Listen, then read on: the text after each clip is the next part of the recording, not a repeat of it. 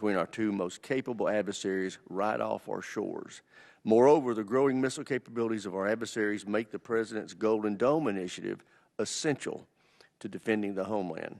I look forward to hearing from General Guillot on his efforts to secure our borders and improve our homeland defense. I want to thank our witnesses for being here today. I look forward to your testimony. With that, I yield to my friend, the ranking member, for any opening statement he may have. Thank you, Mr. Chairman. I thank our witnesses for being here today to kick off our posture hearing season. I think the chairman laid out, the challenges and the connections between both Southcom and Northcom. It's one of the things we're most interested in hearing about is that overall fight against drug traffickers and human traffickers is going right now. What are the challenges? What are the plans going forward? And certainly down in Southcom, attention has shifted. Obviously, major war in the Middle East right now, but the boat strikes continue. The Venezuelan government is still an issue in terms of, their stability, how they're contributing to the region. This committee could really use an update on what's going on with that. What's the plan going forward? And specifically, what results are we seeing in terms of the drug trafficking issue? Drugs are still a major problem in the U.S. The drug cartels are still a major problem. Where does that fight go? And then it connects, obviously, Southcom and Northcom with what's gone on in Mexico, assassination, the killing of the drug cartel leader, and then the violence that followed that. Really want to get an assessment from both of you, all three of you actually, on where that fight is going, what you think the most crucial steps are going forward. And to the chairman's point about the coalition that's trying to be pulled together, I think that's absolutely a crucial part of this. We can't just come in and bend all of those countries to our will. We need to work in cooperation. I've always felt that the Plan Colombia model from over 20 years ago was a pretty good model of how to do that, how to partner and work with nations down there to try to combat a problem that affects them as well as us. But we need more details on where that campaign is going as we move forward. In Northcom, there's been a massive increase in the use of the Department of Defense for border security. Would like an update on that in terms of troops committed to it, what their roles and missions are. I had a good conversation with General Guillot yesterday, laid out some of that. I think that would be really important to have a discussion about where we see that going. And then other parts of that, one, as the chairman alluded to, Golden Dome. Where is that headed? We still don't have much in the way of detail on that. Now, Golden Dome contains a whole lot of very important technologies that we're going to work on one way or another, whether it's domestically to prepare us for whatever contingencies we might have overseas. Counter-drone, counter-missile technology is crucial. We want to make sure that money's being spent intelligently. I still worry that this mythical vision that somehow we're going to block every single thing that could possibly come into the U.S. from a missile or drone capability could lead to some very big mistakes in terms of what we spend money on. We need a defensive capability. We also need to be mindful of the fact that no matter what it is, it's not going to be perfect. And we see that in the Middle East now. Israel has an incredibly effective counter-drone, counter-missile system. They have a much smaller area to worry about. And still, in a conflict with Iran, some missiles do get through. How does that factor into our strategic planning as we move forward? I'll close with three sort of problems, concerns. One is the use of the Department of Defense domestically. That has calmed down recently as we've shifted focus, as I said, to Iran. But the use of active duty troops in Los Angeles, the use of guard units in Chicago and Portland and other cities is deeply troubling to me and many members of this committee. The role that our military plays in domestic law enforcement should be pretty close to nothing. So we're worried about where that's going, so curious to hear what the plans are in terms of using those domestic forces. And then we have the counter-drone problem that we saw show up down in El Paso. It is just not good for the FAA to shut down a major domestic airport. They said they were going to shut it down for 10 days, which caused all kinds of problems. Turns out just to be closer to 10 hours. But the lack of coordination and communication between DOD, CBP, and FAA, to throw a bunch of initials at you, is a major problem. Yes, we need to be able to defend against the drone threat. We in this And the NDAA last year passed a significant piece of legislation to try and address that. But that has to be coordinated with protecting domestic air travel. We can't be taking random shots at what we think are drones and wind up disrupting domestic air travel. So I really want to know what's happening in terms of getting that straight and making sure that something like El Paso does not happen again. And the last point, what is all of this costing? This is a major, major concern for me. The President plans to submit a $1.5 trillion defense budget. That is a 50% increase in the defense budget at a time that we have a $38 trillion debt and at a time when just last year we cut taxes by some $4 trillion. Reducing revenue, massively increasing spending when we already had a debt and a deficit doesn't seem like a recipe for a very, very strong country going forward. So we need to figure that out. But specifically, we'd like to know, what is it costing to do the boat strikes in Latin America? What is it costing for the massive increases in the use of our military on Border Patrol? And we still have not gotten clear numbers on that from the Department. We'd like to get an update and get those specifics. With that, I look forward to the testimony of our witnesses, and I yield back. Thank you, Mr. Chairman. I thank the ranking member. First, a couple of housekeeping announcements. In consultation with the ranking member, we will be conducting our questioning today in a reverse seniority order. So for the staff back in their office, if your member sits on the front row of the dais, you might want to have them get in here. And after completion of the public portion of this hearing, we'll immediately reconvene upstairs for the classified portion. And now I'd like to introduce our witnesses. We have first Mr. Joseph Humeire, who is performing the duties of Assistant Secretary of Defense for Homeland Defense in the Americas Security Affairs. We have General Greg Guillot, is the commander of U.S. Northern Command in NORAD, and General Francis Donovan is the commander of U.S. Southern Command. Thank you for being here. Mr. Humeire, we'll start with you. You're recognized. Good morning, Chairman Rogers, Ranking Member Smith, and distinguished members of the committee. Thank you for the opportunity to testify before you today. I have the honor and the privilege to serve in President Trump's Department of War, performing the duties of Assistant Secretary of War for Homeland Defense and America's Security Affairs. So I want to begin by taking a moment to thank our men and women in uniform, particularly those that serve in critical missions related to homeland and hemispheric defense, especially the National Guard service members that are helping protect America's cities and the military members securing our southern border, as well as the Marine, sailors, and special operations units that are part of Operation Southern Spear and Operation Absolute Resolve, military members like Chief Warrant Officer 5 Eric Slover, and others from Joint Special Operations Command that, through their actions in Venezuela, exemplify the extraordinary bravery of our warfighters and the unmatched capability of the American military. We are in historic times in the United States. Under President Trump and Secretary Hegseth's leadership, we are doing something that has never been done before. In the past, previous U.S. presidents prioritized every region in the world except the one in which we live. Today, we have corrected that mistake. We are prioritizing the Western Hemisphere by making hemispheric defense integral to U.S. homeland defense. And in just 14 months, we have achieved historic accomplishments that put America first, Americans first, and the Americas first in U.S. national security. In my written statement, I outlined several of these accomplishments in line with the 2025 National Security Strategy and the 2025 National Defense Strategy. For my opening statement, I'd like to provide a quick summary. And it begins with our southern border. As President Trump and Secretary Hegseth have said, border security is national security, which is why my first official trip last year was to Fort Huachuca in Arizona to visit Joint Task Force Southern Border. They took me to the front line of our southwest border in Nogales, where I was able to meet with soldiers of the 2nd Stryker Brigade Combat Team. Seeing strikers on our southern border for some can seem surreal, but for our department, it illustrates how we've managed to seal the southwest border in record time by using deterrence and close partnership with federal law enforcement. Today, the department maintains over 12,000 service members along our southern border and has established 6 national defense areas covering 845 miles, or 42% of the border across Arizona, California, New Mexico, and Texas. The military innovation is matched by investments in cutting-edge technology and infrastructure, including to counter unmanned aerial threats and additional miles of border barrier. The result is turning record illegal mass migration experienced during the Biden administration into the lowest recorded border encounters in history. This past January marked the 4th consecutive month decline in border apprehensions, with figures 93% below the historic average. As we sealed our southern border and repelled illegal criminal aliens and others, we began to focus beyond the border. For the first time in history, the Department is going on offense against designated terrorist organizations and other major cartels in our hemisphere. Operation Southern Spear is restoring deterrence against narco-terrorism threats in the Americas.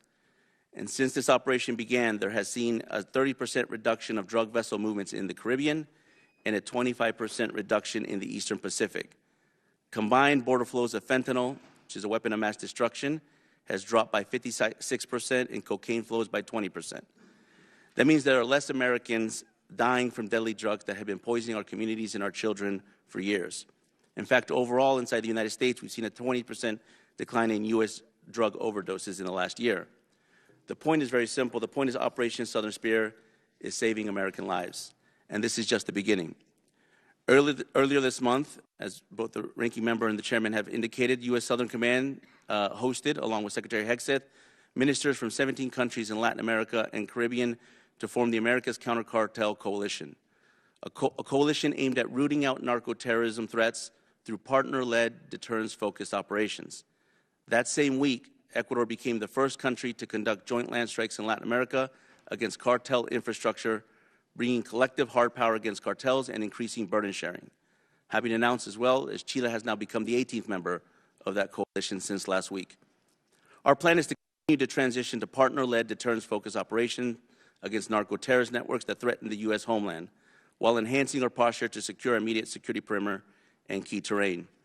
From Alaska to Greenland and the Arctic to the Gulf of America and the Panama Canal and surrounding countries, the Department is implementing what the NSS has described as the Trump corollary to the Monroe Doctrine, both to defend America's immediate security perimeter and to deny adversaries access to key terrain across the Western Hemisphere. None of this would be possible without the unparalleled efforts of U.S. Northern Command and U.S. Southern Command.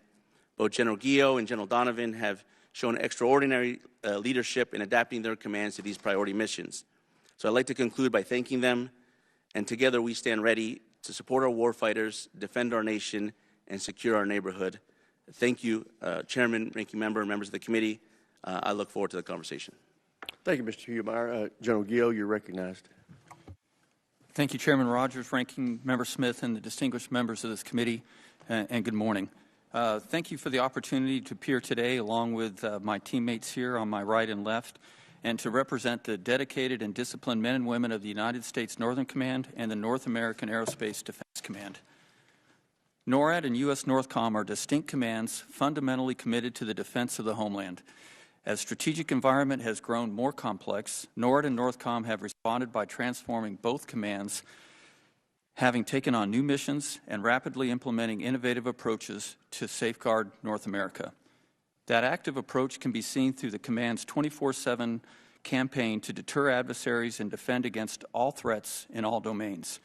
From intercepting long-range bombers off the coasts of Alaska and Canada, tracking advanced maritime platforms in the approaches to North America, or standing ready to defend against long-range missile attacks, NORAD and NORTHCOM remain vigilant, capable, and committed. That commitment is apparent by the operational units that have been activated over the past year. To secure the U.S. southern border, U.S. NORTHCOM established Joint Task Force Southern Border in March of 2025. Over the past year, JTF-SB has supported Customs and Border Protection partners with unique military capabilities in all domains that have helped reduce illegal border activities to historic lows. To more effectively combat the criminal cartels responsible for the deaths of over 100,000 Americans every year, NORTHCOM established Joint Interagency Task Force Counter-Cartel, a whole-of-government enterprise dedicated to fusing intelligence used to help dismantle cartel networks. And to accelerate our integrated air and missile defense capabilities, U.S. NORTHCOM stood up Joint Task Force Gold to serve as the operational arm for the future layered defense system provided by Golden Dome for America. To address the challenge to safety and security posed by unmanned aircraft systems, or UASs, U.S. NORTHCOM is designated as the Department's synchronizer for counter-small UAS activities in the continental U.S. and Alaska. U.S. NORTHCOM has developed a rapidly deployable counter-small UAS flyaway kit to defend critical installations and employ innovative technologies to protect U.S. personnel, including along the border. And through exercises like Falcon Peak, we are also accelerating the development of new counter-small UAS technologies in partnership with JIATA 401 and industry. Assuring our ability to operate in the high north is a strategic necessity. With the inclusion of Greenland into the U.S. NORTHCOM area of responsibility, we are executing seamless defensive operations across North American Arctic in close cooperation with allies and partners.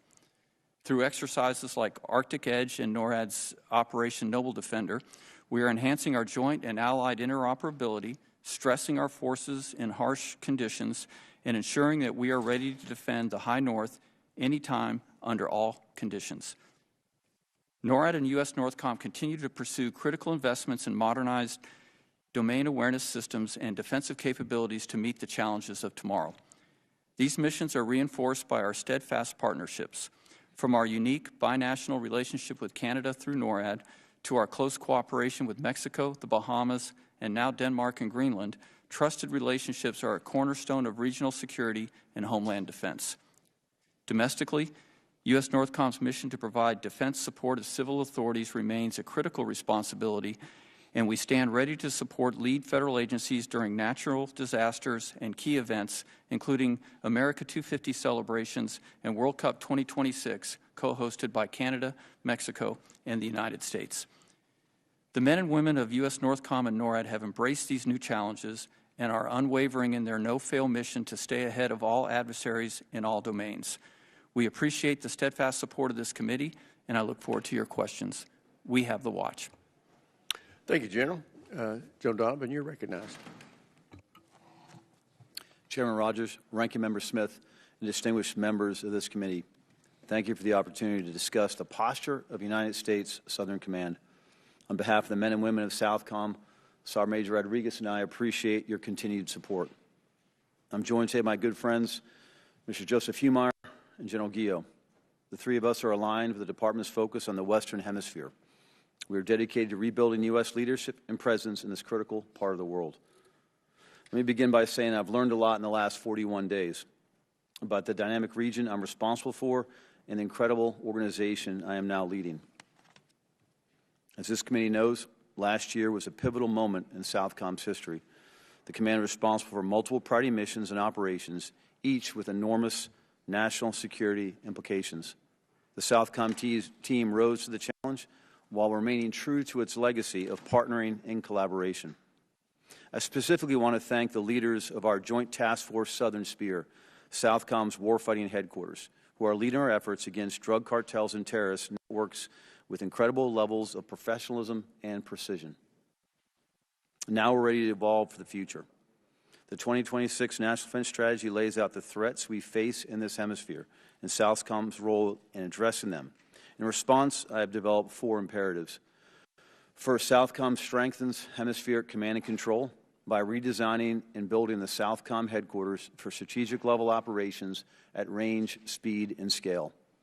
Second, Southcom imposes total systemic friction on drug cartels and terrorist networks. This requires a hemispheric-wide approach led by Southcom and NORTHCOM to help our partners degrade these organizations and reduce the threat they pose to our partners and our own nation.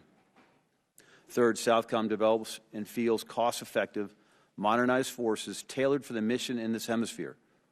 These forces fully maximize operational maneuver, autonomous systems, and human-machine teaming to greatly increase lethality, all-domain awareness, and data sharing for U.S. and partner forces. And finally, Southcom denies adversary footholds and undue influence in this hemisphere.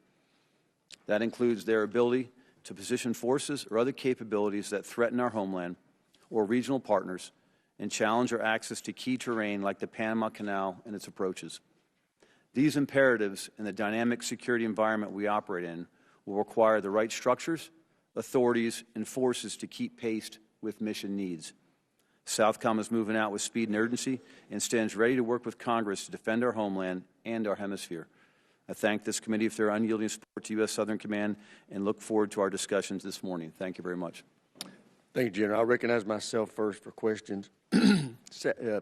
Many have heard me complained from up here that both AFRICOM and SOUTHCOM have historically been under-resourced and overlooked. And with President Trump, when it comes to Southern Command, that has changed.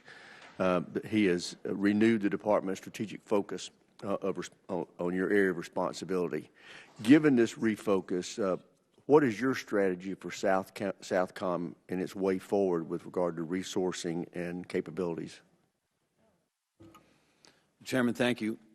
As I look at, in the past 41 days, I look at the capability of the headquarters I just mentioned, that we have to build the headquarters to actually operate 24/7 across our region.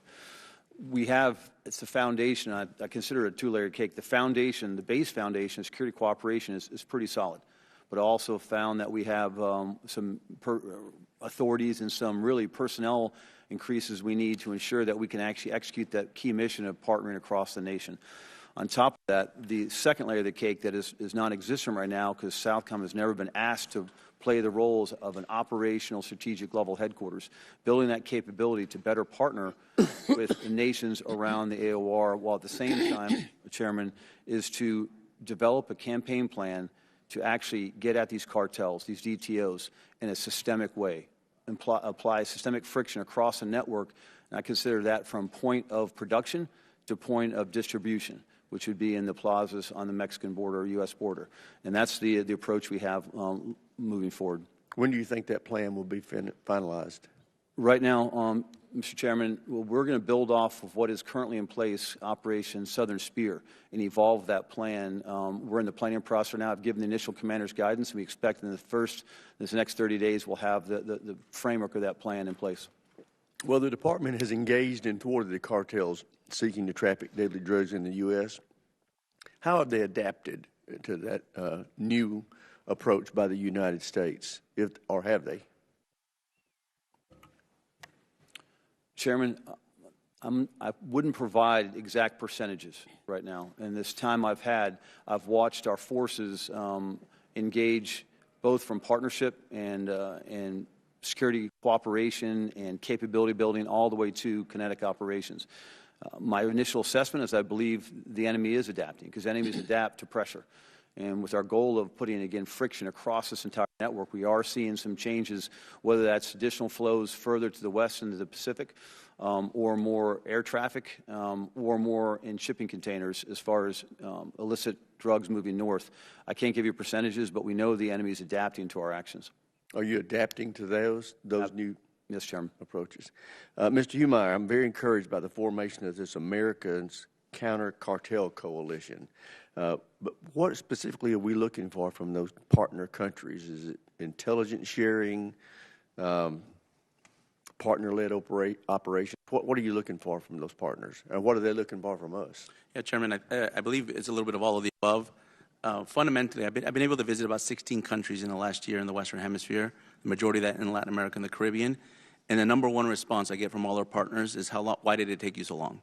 So they're looking primarily at capacity building. They have capacity building on border security, on domain awareness, on ISR, intelligence, surveillance, reconnaissance. So there's a lot of areas that we can help our partners. But fundamentally what we're looking for them is a serious commitment to use not just interdiction, but also use deterrence to go after the cartels that are in their sovereign territories. This is going a little bit to what General Donovan is saying. You know, on the successes of OSS, a lot of them have been inspired by the bold action by this administration to go after the cartel, combining deterrence with interdiction. We still do historic records of interdiction, but deterrence sends a stronger signal. So if you look at the drug flows that are going from south to north, it's like a 4-lane highway. So OSS focused on looking at the eastern lane in the Eastern Caribbean and the western lane in the Eastern Pacific. We're looking at our partners to do more on the Central Caribbean and the Western Caribbean, as well as on land. So when it comes to land-based strikes, Ecuador, I think, has set the pace, where they've, with their permission, with the permission of their government, we've been able to help Ecuador become much more aggressive at going after their cartel threats, providing them capabilities that they otherwise would not have. Do you get the impression that any of them are concerned about us intruding on their sovereignty as a part of this process? Members of the coalition specifically signed a joint security declaration mentioning that they want this support, and most of them all are looking for this. They have the threat of transnational organized crime is a threat that's permeated all countries in the Western Hemisphere for decades. So all of them have been looking to go after this. Some of them have limited capabilities. Some of them don't even really have a military, and they're looking to use the United States military to augment them. And that also includes non-kinetic effects on cyber, information operations, and others. Okay, my time's expired. Chair recognizes the ranking member. For General Donovan and Mr. Humeire, so how would you measure successes at this point? Do you have any measurable facts that show fewer drugs, less drugs, however you would put that, are getting into the U.S.? Is this something that we're measuring in some way? I'm happy to take that, Ranking Member. Sure. So as I mentioned on those 4 lanes of the drug flows, the way that we're looking at policy within the Pentagon is movements of vessels and then degrading the capability of the organizations. It's not so much focused on the commodities, whether it's drugs, it could be weapons. Sure, I get that, but ultimately, and I understand that, you're trying to do the plot, but have you measured, I mean, the ultimate impact? I mean, you can guess at how well they're doing in that 4-lane highway. I guess you can look and see how many, cars, boats, whatever are on it. But ultimately, the measurement of how many drugs are getting into the U.S. Do we have any measurement on that particular piece of it?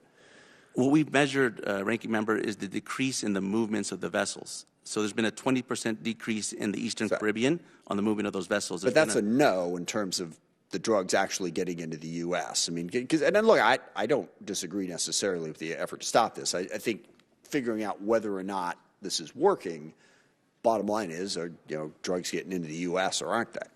Well, we went 45 days, Ranking Member, without having a vessel move through the Eastern Caribbean. I think when you don't have any movement, there's likely not going to be any type of drugs or any other commodities. Sure, unless there's 4, like you just said, there's 4 lanes on that highway. So not necessarily is my point. I mean, the true measure of this would be, okay, which 4 lanes. The true measure is how many drugs are getting into the U.S. So I think we need to, and you obviously, work with domestic agencies that have more oversight on that than you do. That's the measure of whether or not you're hitting that 4-lane highway in the right way, isn't it? Correct, but it's also the measurement of how many drug overdoses deaths we have inside the United States, and that obviously goes beyond to the interagency. But we have seen record drops. That's an answer. Now, it's not necessarily a controlling answer because there's a lot of different things that can contribute to overdose deaths, but that's what we're sort of looking for. And if you're really going to measure this, that's where you need to focus. And that's the next portion of the question is, so you're doing the boat strikes primarily in international waters, Caribbean, Pacific. Is there a feeling that you're going to be moving to a lot more terrestrial strikes? Sorry, land strikes, however one would put that. Yes, Ranking Member. So the purpose of the coalition is to look at where our partners are looking at the primary threats that are facing narcoterrorism. In many cases, it is on land. It is inside within and many times on their borders. But those efforts are doing in partnership with these host nation governments and with their permission. So in the case of Ecuador, for instance, they gave us both their consent. So you do not intend to take any unilateral strikes on the sovereign territory of other nations? Ranking Member, I reserve the right in the decision space of the White House and the President to make those decisions. I know at the Department of War... Is that part of the plan at the moment? In the Department of War, we are prepared to give all options to the President, but what we're focused on... That's not an answer to the question. So is it part of... It's not... I think you're saying it's not part of the plan at the moment, but it might be. Currently, we are focused on partner-led deterrence-focused operations through this coalition. And how many strikes are being made on land against the cartels and the narcotics groups right now, either in coordination or by one of these 17 partner nations? So I don't have an exact number. I know Ecuador carried out a recent strike in the last couple weeks, and I know they're beginning an operation that began yesterday, or 2 days ago now, that's going to carry out for 15 days inside their country. But I don't have a specific on the number of strikes. Is there any particular endpoint that you see to U.S. kinetic action in this regard? Because as you point out, we've been battling cartels for a long time. This seems like a forever conflict, is it not? I mean, what would be the level of achievement that would be necessary for you to say, okay, we can stop kinetic action? So the center of gravity of the cartel threat or narco-terrorist threat has always been border security. We kind of showed that with sealing our U.S. southwest border and the reduction of movements, both of drugs, but also of all kinds of illicit activity. Sure, and that's good, but the boat strikes are continuing. No, correct. But what I'm saying, Ranking Member, is that the extension of having border security throughout the hemisphere is a big focus, and as we be able to advance on countries securing their border. I got one more thing I got to get in here before I run out of time. So just quickly, there is no particular endpoint to this campaign, and that's something we're going to want to talk about. The second thing, and I'm sorry I took too long on that to not point out, domestically, General Guillot, figuring out how to coordinate properly, as I said in my opening statements with the FAA, we can't be shutting down airports. So if you could just quick comment on what you're doing to get better coordination. I'm out of time, but. Yes, Ranking Member, we are coordinating very closely with the FAA on the use of all of our counter-UAS systems, and we've established very solid coordination methods between those who fly UAVs. We will want to see the details on that. Absolutely, sir. And with that, I yield back. Thank you, Mr. Chairman. Thank the gentleman. Chair now recognizes the gentleman from Arizona, Mr. Amade. Thank you, Mr. Chairman. For the first time in recent memory, we have a president who understands our national security starts with securing America's borders and defending our own backyard.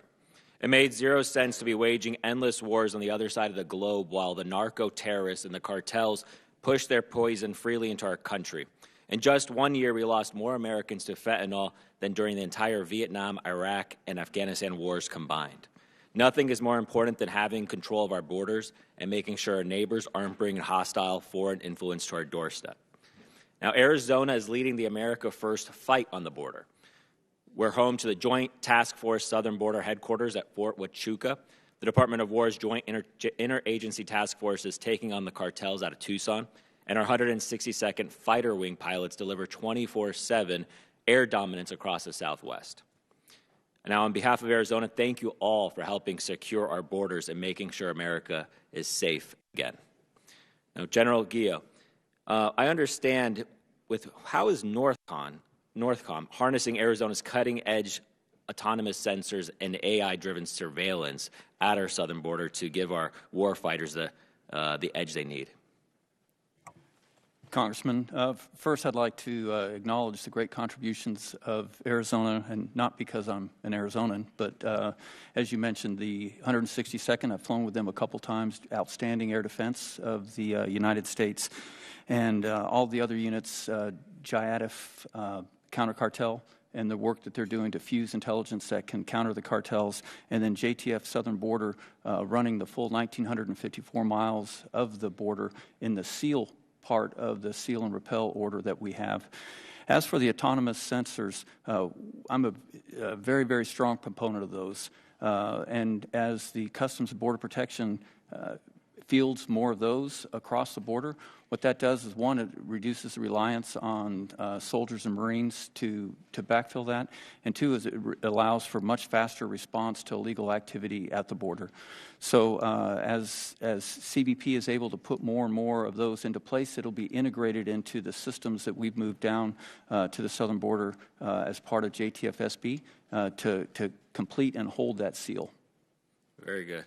And thank you again for helping secure our border, General, because, you know, my district is actually probably one of the most important districts in terms of the cutting edge of AI, right? We have TSMC, we have all the semiconductors, and under the Biden administration, we had tens of thousands of Chinese nationals cross our southern border.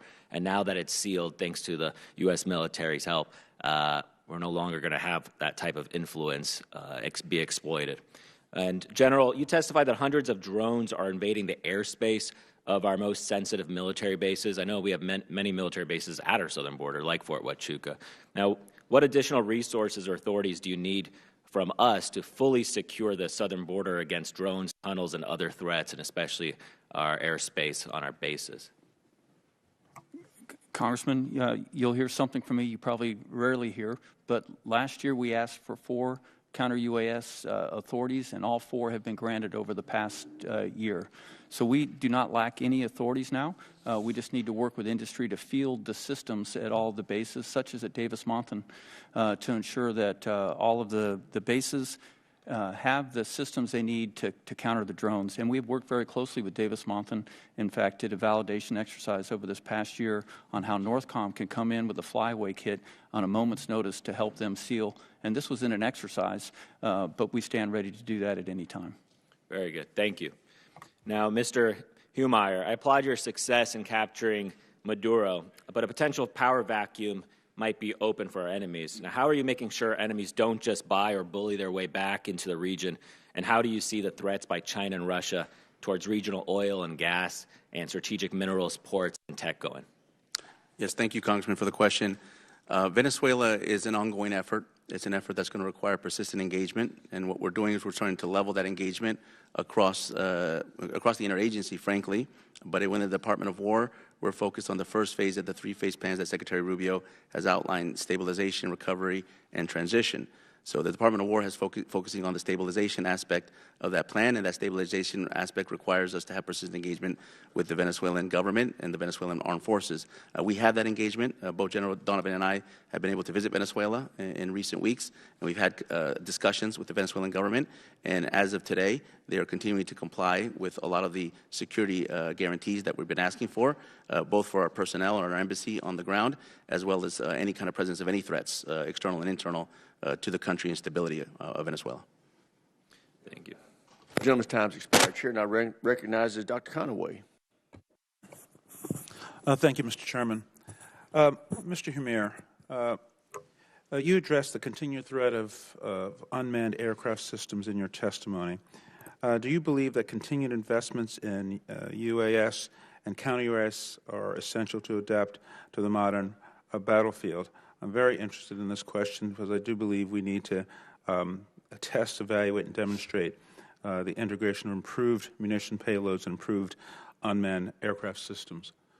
Absolutely, Congressman. I strongly believe that counter-UAS is going to be not just the next frontier, it's the current frontier of the battlefield. We're seeing that as far afield as in places like Ukraine and the Middle East, but obviously we're also seeing that on our southern border, as General Guillot has attested to. And I could say that in the Pentagon, at the policy office, we've been able to streamline the coordination process on counter-UAS authorities, statutory authorities from 130I, to reduce that time frame for 80%. We have more to go, but we want to make it fast so that the battlefield commanders have all the authorities they need to engage the threat. Thank you. And sticking with you, Mr. Humeire, recent events and actions of the administration are of great concern. In particular, I'm extremely worried about the cost of numerous military operations that the President has directed across multiple theaters. I'm concerned, of course, about the human cost. The most recent military operation in the Middle East has led to the tragic loss of 13 service members in that theater. These operations also have a significant cost in dollars to taxpayers and in terms of the wear and tear on our equipment and future readiness. The administration's national defense strategy explicitly states that we need to be clear-eyed about the threats we faced as well as resources available to confront them. But in order to do so, this committee needs to know the total costs of these operations. So, what is the total cost of these operations, specifically the Operation Southern Spear and Absolute Resolve in dollars and in wear and tear on our equipment? Congressman, I'm happy to take questions regarding costs back to the Office of the Comptroller to get you specific answers on the financial costs. Operation Southern Spear is ongoing, so that the costs are going to continue to develop as we engage in that. But one of the purposes of the America's Counter-Cartel Coalition is to share that burden with our partners that are collectively have a responsibility for hemispheric defense. So happy to take that question back to the Comptroller. And one point, Mr. Congressman, I can't speak to other conflicts in other places, but I can speak to the commitment that this administration has to making sure that Western Hemisphere and Homeland Defense are a top priority mission. I think that's evidenced by the fact that even during the conflict in the Middle East, both President Trump and Secretary Hexet were present in Florida for our coalition in the SHIELD Summit of the Americas. And so right now you're unable to give us any cost to date on these operations? No, I could take it back and talk to the Comptroller. Moving on. In January, after Operation Absolute Resolve, the President Trump stated that he would run, or the United States rather, well, he would run Venezuela. And now yesterday, President Trump stated in reference to the current situation in Cuba, and I quote him, "I think I can do anything I want with it," pertaining to Cuba. Mr. Humeire, I assume you've read the National Defense Strategy. Correct. Here's a quote from Secretary Hexet's introduction regarding the National Defense Strategy. "No longer will the Department be distracted by interventionism, endless wars, regime change, and nation building." Given that statement and your understanding of the National Defense Strategy, I assume you remember reading this line, I would have to say that the President of the United States seems to think that he can do what he wants, not with one, but two, or maybe more countries that fall directly under the very definition of regime change and intervention. In fact, it seems that this administration is, that used to be America First, it now seems we're rapidly engaging in conflicts around the world with little or no strategy. Can you comment on that? Congressman, the fundamental pillar of both the NDS LOE-1, which is Homeland and Hemispheric Defense, is centered around providing collective security around the United States security perimeter. This is very far different from any other endless wars or forever wars that happen in the Middle East or any other theater that's far away from home.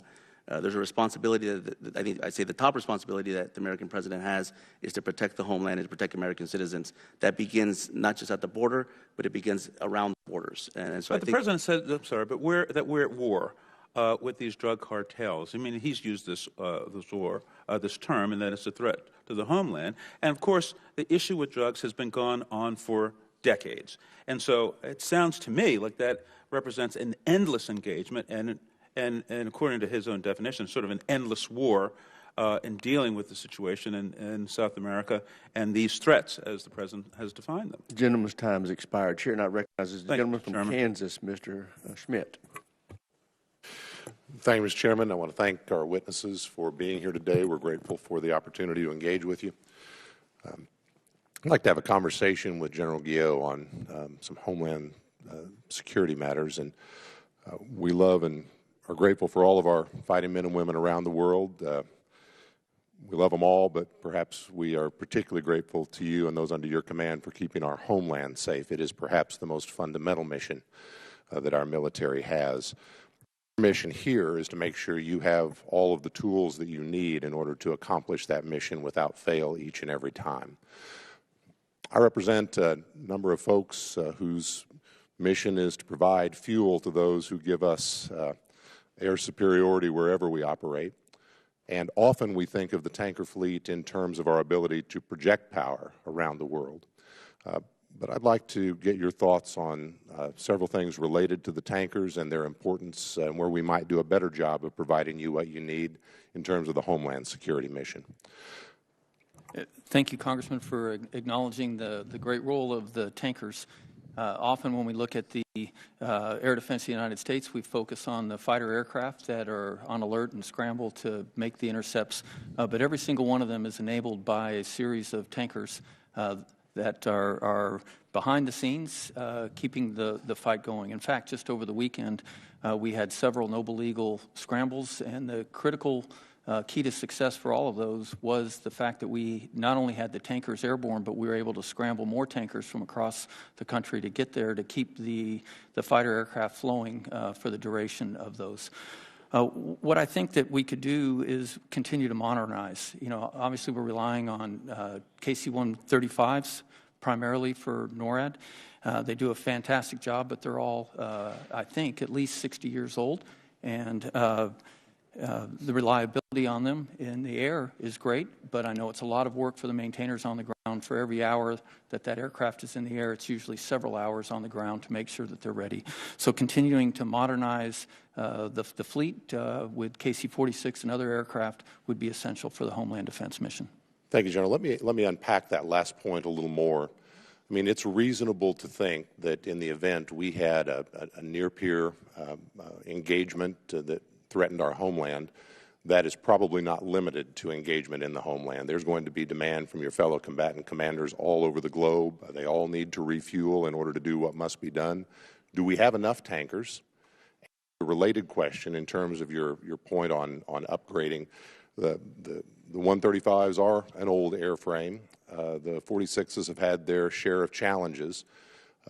What do we need to be thinking about in terms of if we're adding more? In the short term, we have what we have, but in the long term, where should we be thinking in terms of next generation purpose-built tankers to support the mission? Congressman, for any single conflict, we certainly have enough tankers. What we spend a lot of time planning for with Admiral Paparo for Indo-PACOM, General Reed from Transcom, and Admiral Carell for Stratcom, and then myself for NORAD Northcom, is if we have simultaneous conflicts where the tanker distribution would become vital. Obviously, here in the United States, we have the advantage of being able to land and refuel and get back up in the air quickly that some of my partners might not have. And so I think what I'm trying to do is make sure that we have those backup plans if there aren't enough tankers. But everything that I see right now is that we would have a sufficient number of tankers to take care of the Homeland Defense mission, as well as those required to get forces overseas and to keep them fueled overseas. Sir, could I ask on that, would that assessment be the same and your confidence level is high if we were talking about an extended engagement in the high north, either nuclear or conventional? The high north does present a unique challenge. We have a lot of steady state tankers up there, but it would take more for us to be able to patrol that vast region. And there I look at our Canadian counterparts to continue their efforts to purchase tankers to help with the NORAD distribution of tankers. And what about a next-gen tanker and your thoughts on what we should be planning to acquire over a time horizon? Well, we certainly should look to continue to modernize that fleet. Having a more low observable tanker is something that the Air Force is looking at. That is not as important for the Homeland Defense mission. So I think if we get those new tankers, that they should push forward to the overseas fights with the advanced capabilities, because the tankers that we have now would be certainly sufficient for our role in the homeland. Gentleman's time's expired. Chair, and I recognize the gentleman from Missouri, Mr. Bell. Thank you, Mr. Chair, Ranking Member. Quickly, one thing that I will take exception with is, Mr. Chair, you announced that you were reversing the order from junior to senior, and there are some in here that thought we were going first because we're important, but now they know. And on a serious note, this committee is and should be one of the most bipartisan, if not the most bipartisan committees, because national security should be above partisan politics. And Mr. Humeire, you mentioned that for the first time in history, there's an administration that is putting protection of this hemisphere as a priority. And in my opinion, whether you intended it or not, I think that is very disrespectful to the men and women who served this country, lost their lives paying the ultimate sacrifice.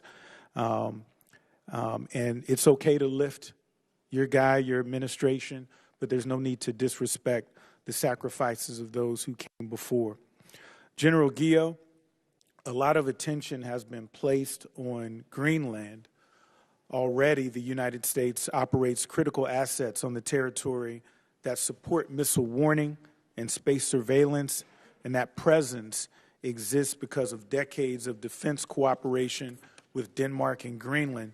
Yet in recent months, we continue to hear deeply concerning and harmful rhetoric from the White House about the United States potentially taking control of Greenland, whether through acquisition or even potentially by force. Just the suggestion of invading a sovereign NATO ally has raised serious concerns amongst our partners. From a military standpoint, isn't it our strongest strategic advantage in the Arctic the fact that we already have trusted allies who allow the United States to operate critical defense infrastructure on their soil? Congressman, I have great appreciation and respect for the leadership of Greenland and also my counterpart in Denmark that allow us to operate out of Patuffik Air Base, or Space Force Base, excuse me, that you just mentioned, as well as other locations throughout Greenland that not only give the space capability that you described, but we can also operate the fighter aircraft and the tanker aircraft that give us that first line of defense against any adversary that might approach us from the north. And Mr. Humeire, I think I pronounced your name wrong. I apologize. Would you agree? Yes, I agree, Mr. Congressman. And just to say, I don't have a lot of time, so sure, I'm going to keep. Mr. Congressman, just to say the point on Greenland, just the fact that we have the 1951 treaty has allowed us to give, through partnership with Denmark, capabilities to enhance and refurbish not just the Patuffik Space Base, but other locations that we used to have during World War II to harden that security. But those strategies are those partnerships are one of our greatest strategic assets, if you will. Correct, Congressman. Okay. My understanding is that those conversations let me are turn, still I'm ongoing. going to reclaim my time. Let me turn to another critical partner that this administration has repeatedly treated with hostility. The United States and Canada share one of the most integrated military partnerships in the world through NORAD, where two sovereign nations jointly defend the skies of North America. General Guillot, would you agree that the U.S.-Canada partnership is the cornerstone of continental defense and that maintaining that level of trust and coordination is essential as we modernize NORAD to address threats like cruise missiles, hypersonics, and unmanned systems? Congressman, the relationship in the binational command has been the only one in the world since 1958 where, and in this case, U.S. and Canadian military members work side by side. The mill-to-mill relationship is outstanding, and as you mentioned, we have some very challenging threats to address, and the NORAD modernization program, which is both a U.S. and a Canadian program, are instrumental to making sure that we stay ahead of the adversary. And Mr. Humeire, would you agree?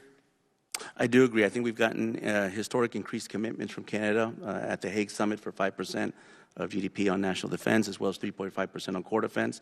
And our department has been working very closely with the Canadian counterparts to review at the technical level where those defense dollars are being spent.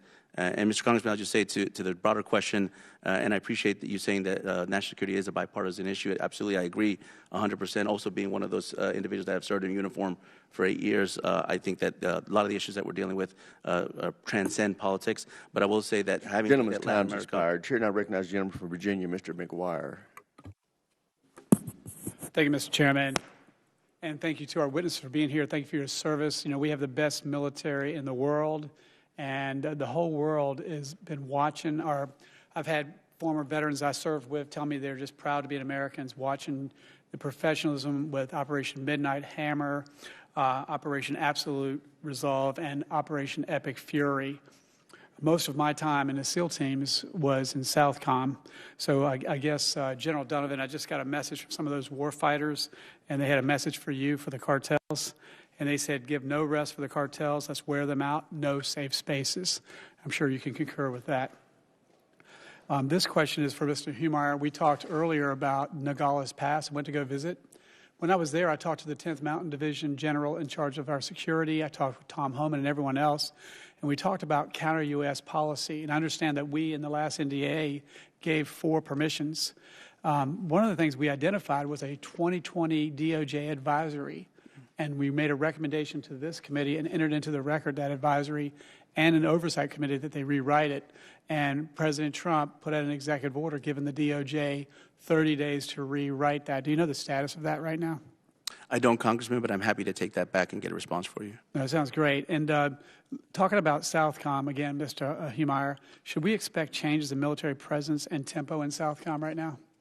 Well, I would defer to General Donovan on that, but I would say that we are looking to engage Southcom, and this is in reference to my previous response, in ways that we haven't. That theater has been neglected for many years. I've looked at Latin America for 20 years, and the level of engagement that we have today, and this is by testament to the partners, is unprecedented in recent history. I'm so glad President Trump puts a priority on protecting the homeland, and with the help of the military, we've secured our border in just a matter of weeks. Border crosses are down to pretty much 0. And of course, we are working, you guys are working really hard to secure and stop the cartels.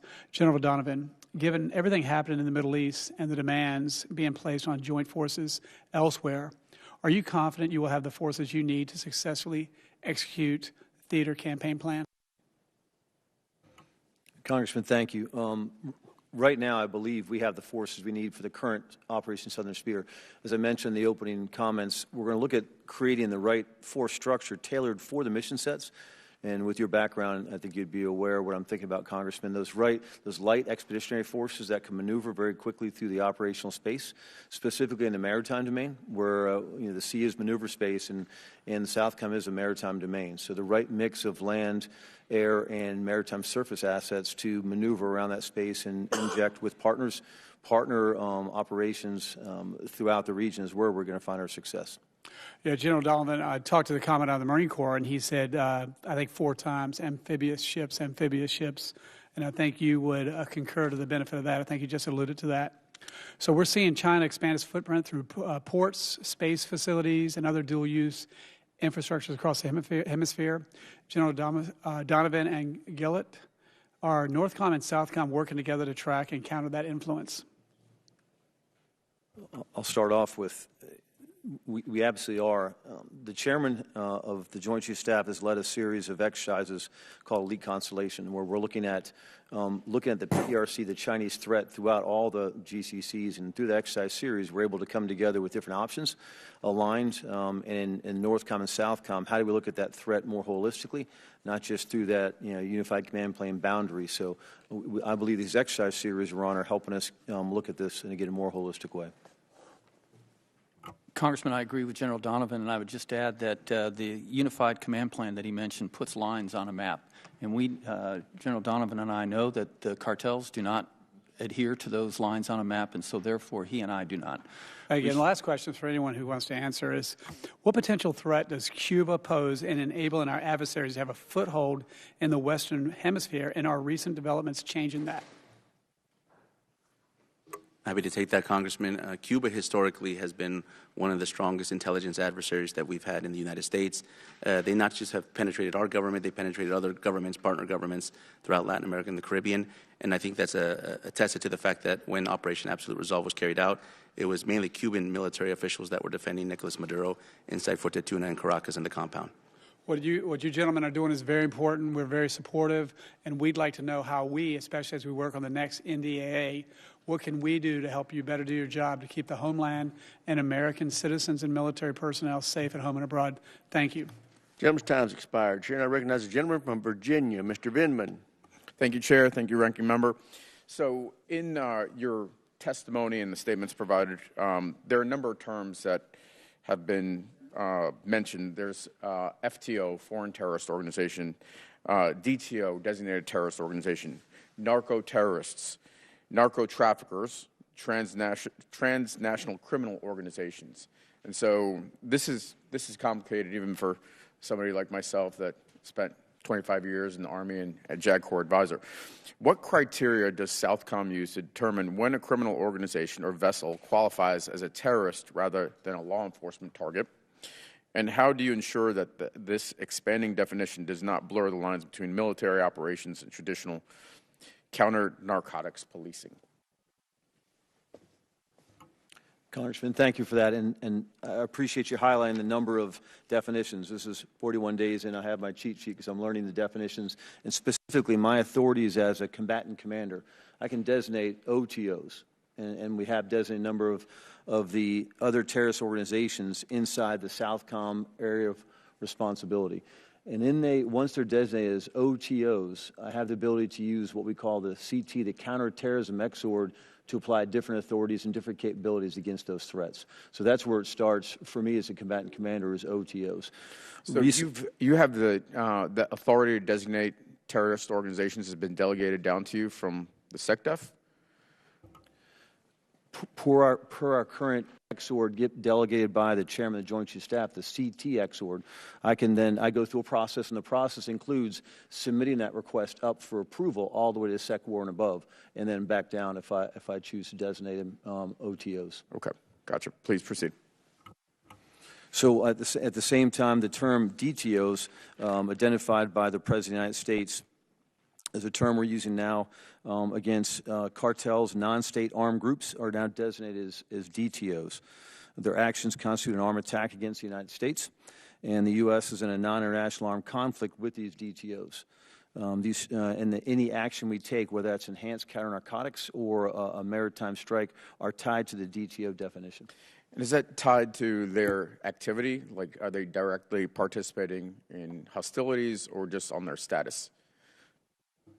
We base that on the actual definition of a terrorist organization, and we have, it's those armed groups that are impacting a threat to U.S. personnel, a threat to our partners. So that's hostile act, hostile intent. That's status-based targeting. Is this status-based targeting, or is this, sorry, that's action-based targeting. Is this status-based targeting or action-based targeting? Congressman, I want to make sure I understand the question, because in the targeting process that we execute right now under the law of armed conflict, we have a certain criteria we go through for the actual targeting process itself. Is that the question, Congressman? Yeah. Let me, because I'm running out of time here. Do you have lawyers that are advising throughout the targeting process, correct? Absolutely, Congressman. So, and this is from Mr. Humeire's testimony, there were 45 total kinetic attacks, killing 157 members, and 47 narco-trafficking vessels. How many survivors in those strikes? Congressman, so for just to clarify on the designated terrorist organizations, that's the illegal. boat strikes, how many survivors out of the... I defer the operational aspects to the Southcom, but just if you want me to clarify a little bit, designated terrorists. No, I just want to know the number. Any sense? Congressman, I'm tracking the numbers you've offered, and what I'm focused on ever since I took command 41 days ago, that I would have to get back to you in the number of survivors, Congressman. I don't. Let me. Two is my understanding, and so my question is this: we heard Secretary of Defense this weekend talk about no quarter, no survivors. Has an order been issued to you on no quarter, no survivors? General Donovan? Congressman, that is no. No. And would you consider such an order lawful? Congressman, I'm personally responsible for upholding the core principles of necessity, distinction, proportionality, and humanity, and that's part of my Donovan, process. I mean, this is a sort of like basic question. Is a no quarter, no mercy order lawful or unlawful? Congressman, I would not follow an unlawful order. Okay. Well, that's an unlawful order. Gentleman's time's expired, Chair, and I recognize the gentleman from Texas, Mr. Gooden. Thank you. Gentlemen, I appreciate you all being here. Thank you. General Guillot, what is the feasibility of deploying space-based interceptors, and what operational advantages and risks are associated with deploying space-based interceptors as part of the Golden Dome? Congressman, I would have to defer part of that to General Guillot, who is actually developing the architecture for Golden Dome.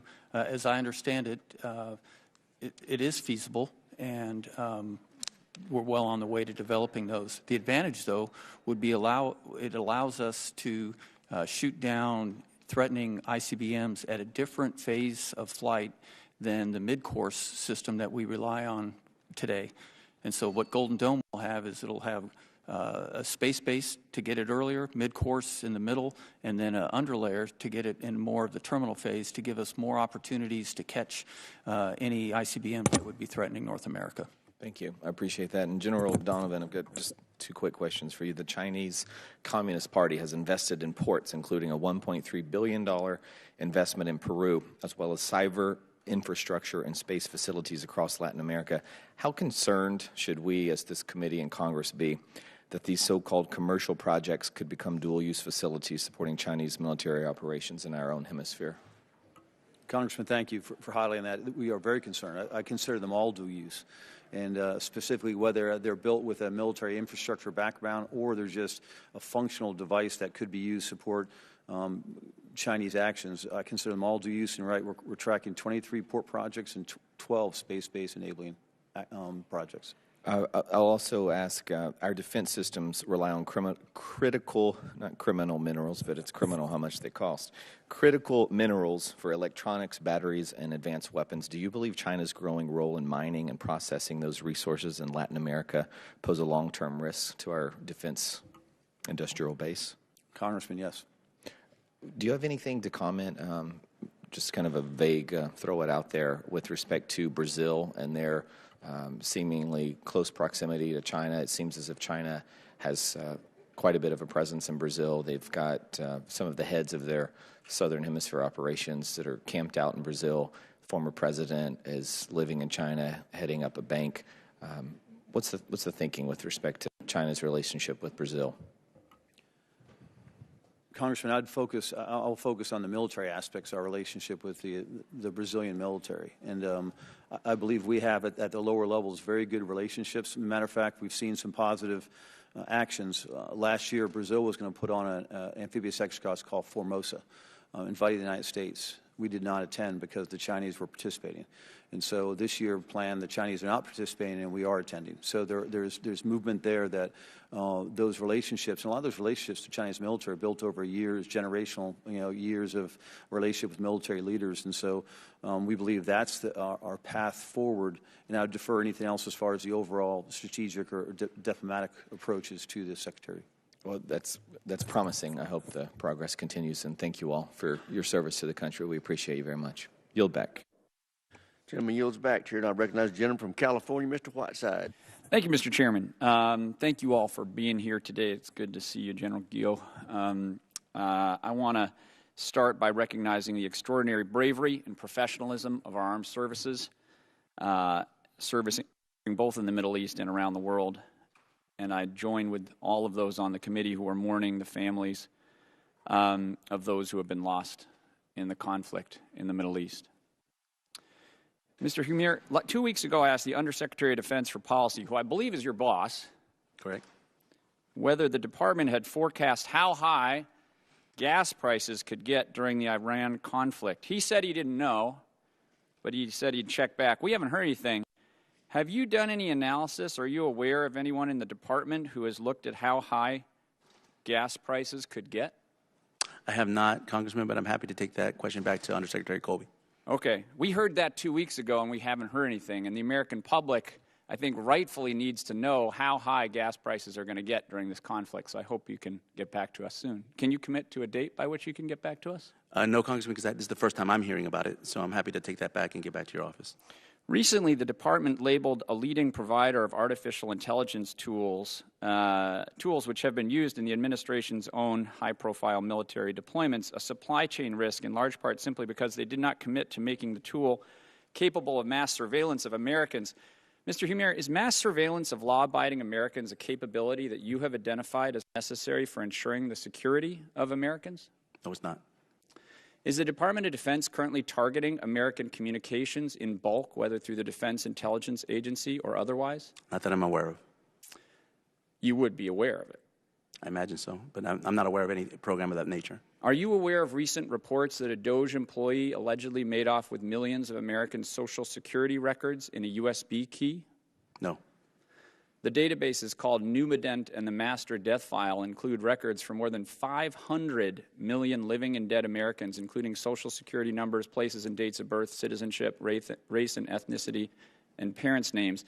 Does the Department of Defense think it helps U.S. national security to seek to destroy the American company that is now the leading U.S. provider for enterprise AI and AI-guided coding?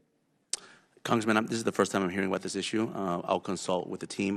This is the first time I've been brought to my attention, so I lack the specifics on this specific case. Okay. General Guillot or General Donovan, do you work with the National Counterterrorism Center in your work? Yes, sir. We do at Northcom. You're aware that the NCTC is the primary organization in the U.S. government for analyzing and integrating all intelligence possessed or acquired by the government pertaining to terrorism? Yes, sir. You're aware that unlike many other intelligence agencies, the NCTC has the unique authority to draw upon and analyze intelligence collected both inside and outside the United States? I was not aware of the latter point. Are you aware that the director of the NCTC, who would have access to basically all data related to terrorist or other threats to the United States, just resigned, saying that Iran posed no imminent threat to our nation? Congressman, I was not aware that he resigned. Just have a couple minutes left. After the administration mobilized 4,000 National Guard troops and 700 Marines to Los Angeles, I joined my L.A. delegation, HASC colleagues, in demanding full transparency from Secretary of Defense Hegseth on the constitutionality and execution of the deployment. In December, the Supreme Court ruled that the President cannot bypass congressional approval or the Posse Comitatus Act simply by labeling it as enforcing federal law. Mr. Humeire, will the administration commit to following the Supreme Court's order in this case and not to send troops into our own cities under unconstitutional grounds? My understanding, Congressman, is that the constitutional grounds that the Department has used are both Title 10 or Title 32 authorities that allow the Department to be able to deploy forces at the discretion of the governors under Title 32 or discretion of the President under Title 10. Yeah, I think the Supreme Court disagrees with you. But I appreciate your service, and I appreciate all of your service, and I yield back. Thank you. Gentleman yields back. Chair, I recognize the gentlelady from Virginia, Ms. Kiggins. Thank you, Mr. Chair, and thank you to our panelists for being here and for your service to our great country. I have the privilege of representing Virginia's 2nd District, so Hampton Roads, home to our East Coast Navy. But this past week, we had a tragedy occur at one of our college campuses. We had a shooter who walked into Old Dominion University and targeted our Army ROTC students there. And we know that this shooter had known terrorist ties to ISIS. And the fact that he was walking around openly on the streets of our city is very infuriating to me. Part of the problem is state law. We have in Virginia that colleges and universities cannot vet criminal histories of people who are admitted to their campuses. But the reason I bring this up is because I'm worried about the terrorist cells that are in this country. We saw 14 million people walk across that southern border during the last administration. We know that there are people in this country that want to do our country harm, and that was on full display in Virginia this past week. So I'd like to hear from you. I know we've talked a lot about drug trafficking and cartel activity and how that activity has changed, with the change of administration here in Washington. So what about terrorist activity? Do you feel like that has that gotten any better or worse? Are we charting that as well? Because I still have those same concerns that not only are they here, but they continue to be in places to the north and to Central and South America as well. So if I could hear from General Guillot and then General Donovan. Congresswoman, I share your concern. One of the important roles I think that I have as the NORTHCOM commander is to ensure that there is not a seam between Homeland Defense and Homeland Security that could be exploited by an adversary. Therefore, that in cooperation with the intel agencies, federal law enforcement, and also Special Operations Command, SOCOM, we host a CT summit every year where we look at that seam to make sure that anything that the law enforcement community knows, the military knows, and anything that primarily CENTCOM and SOCOM know from overseas on operations that could come into the homeland is known by all of us. The result of that last summit that both Admiral Bradley and I co-hosted was that the homegrown terrorist is probably our biggest threat because there are so few indicators of those individuals until they actually take action. On those that are actually directed by another terrorist agency, we usually see that, for instance, an ISIS or an Al-Qaeda directed, but the homegrown, we don't. And so we work very closely with FBI and others to try to find any indications that we can of that. And again, to close, I share your concern because I think that is our biggest threat. Great, thank you. Congresswoman, thank you. I believe the Southcom role is to be that forward area defense for the United States of America. So we participate in the same types of forums that General Guillot mentioned. We submit on conjunction with U.S. Special Operations Command a CT risk assessment where we look at that global risk and then where does that global risk reside? Those entities reside in South America, Central America, the Caribbean, to ensure that we're part of that same discussion and when capable and with the right authorities, we can act on those threats before they actually make it into the homeland. So very much linked through U.S. Special Operations Command. Thank you. Well, thank you for paying close attention to that issue. In addition to the constant, increase of terrorist threats and to the north and to the south, we know that China continues to make inroads, and we saw their Belt and Roads Initiative that's really spread to Central and South America, especially. And it was interesting. We visited New Zealand last year, and listening to them talk about that, where China goes in and tries to make these improvements in the communities, but they turn out to be, cheap improvements, and they are not well respected. Kind of at the end of the work that they're doing. So I'm just curious if the progress that the Chinese have made, in especially Central and South America, where we heard they're trying to to come into those communities. Are those communities welcoming, or are they a little more suspicious now of that kind of Chinese integration into their space? Congresswoman, thank you for highlighting that. As mentioned in the opening statement, very concerned about their Chinese ability to get in and create infrastructure projects that are clearly dual use. We mentioned we have 23 port projects we're watching right now, and 12 space sites. We call them space enabling capabilities that are on the especially in the southern cone, the southern portion of South America. I think you hit the nail on the head, Congresswoman, that often, as we've seen in places I've served in before, especially in Djibouti, I've watched the Chinese influence in Djibouti, and then you see 10 years later that they're very... Gentlelady's time's expired. Chair, and I recognize the gentlelady from Virginia, Ms. Elfreth. Thank you, Mr. Chair. Very proud to represent Maryland, but always proud to follow my colleague from Virginia. It's okay. We have very similar interests. Very similar interests. Thank you. Thank you to our gentleman for being here. I'm going to take us back a couple years to 2019 when three U.S. Navy sailors were killed in a terrorist attack at Naval Station Pensacola by a Saudi trainee. One of them, Navy officer Joshua Watson, just 23, was a recent graduate of the United States Naval Academy that I proudly represent.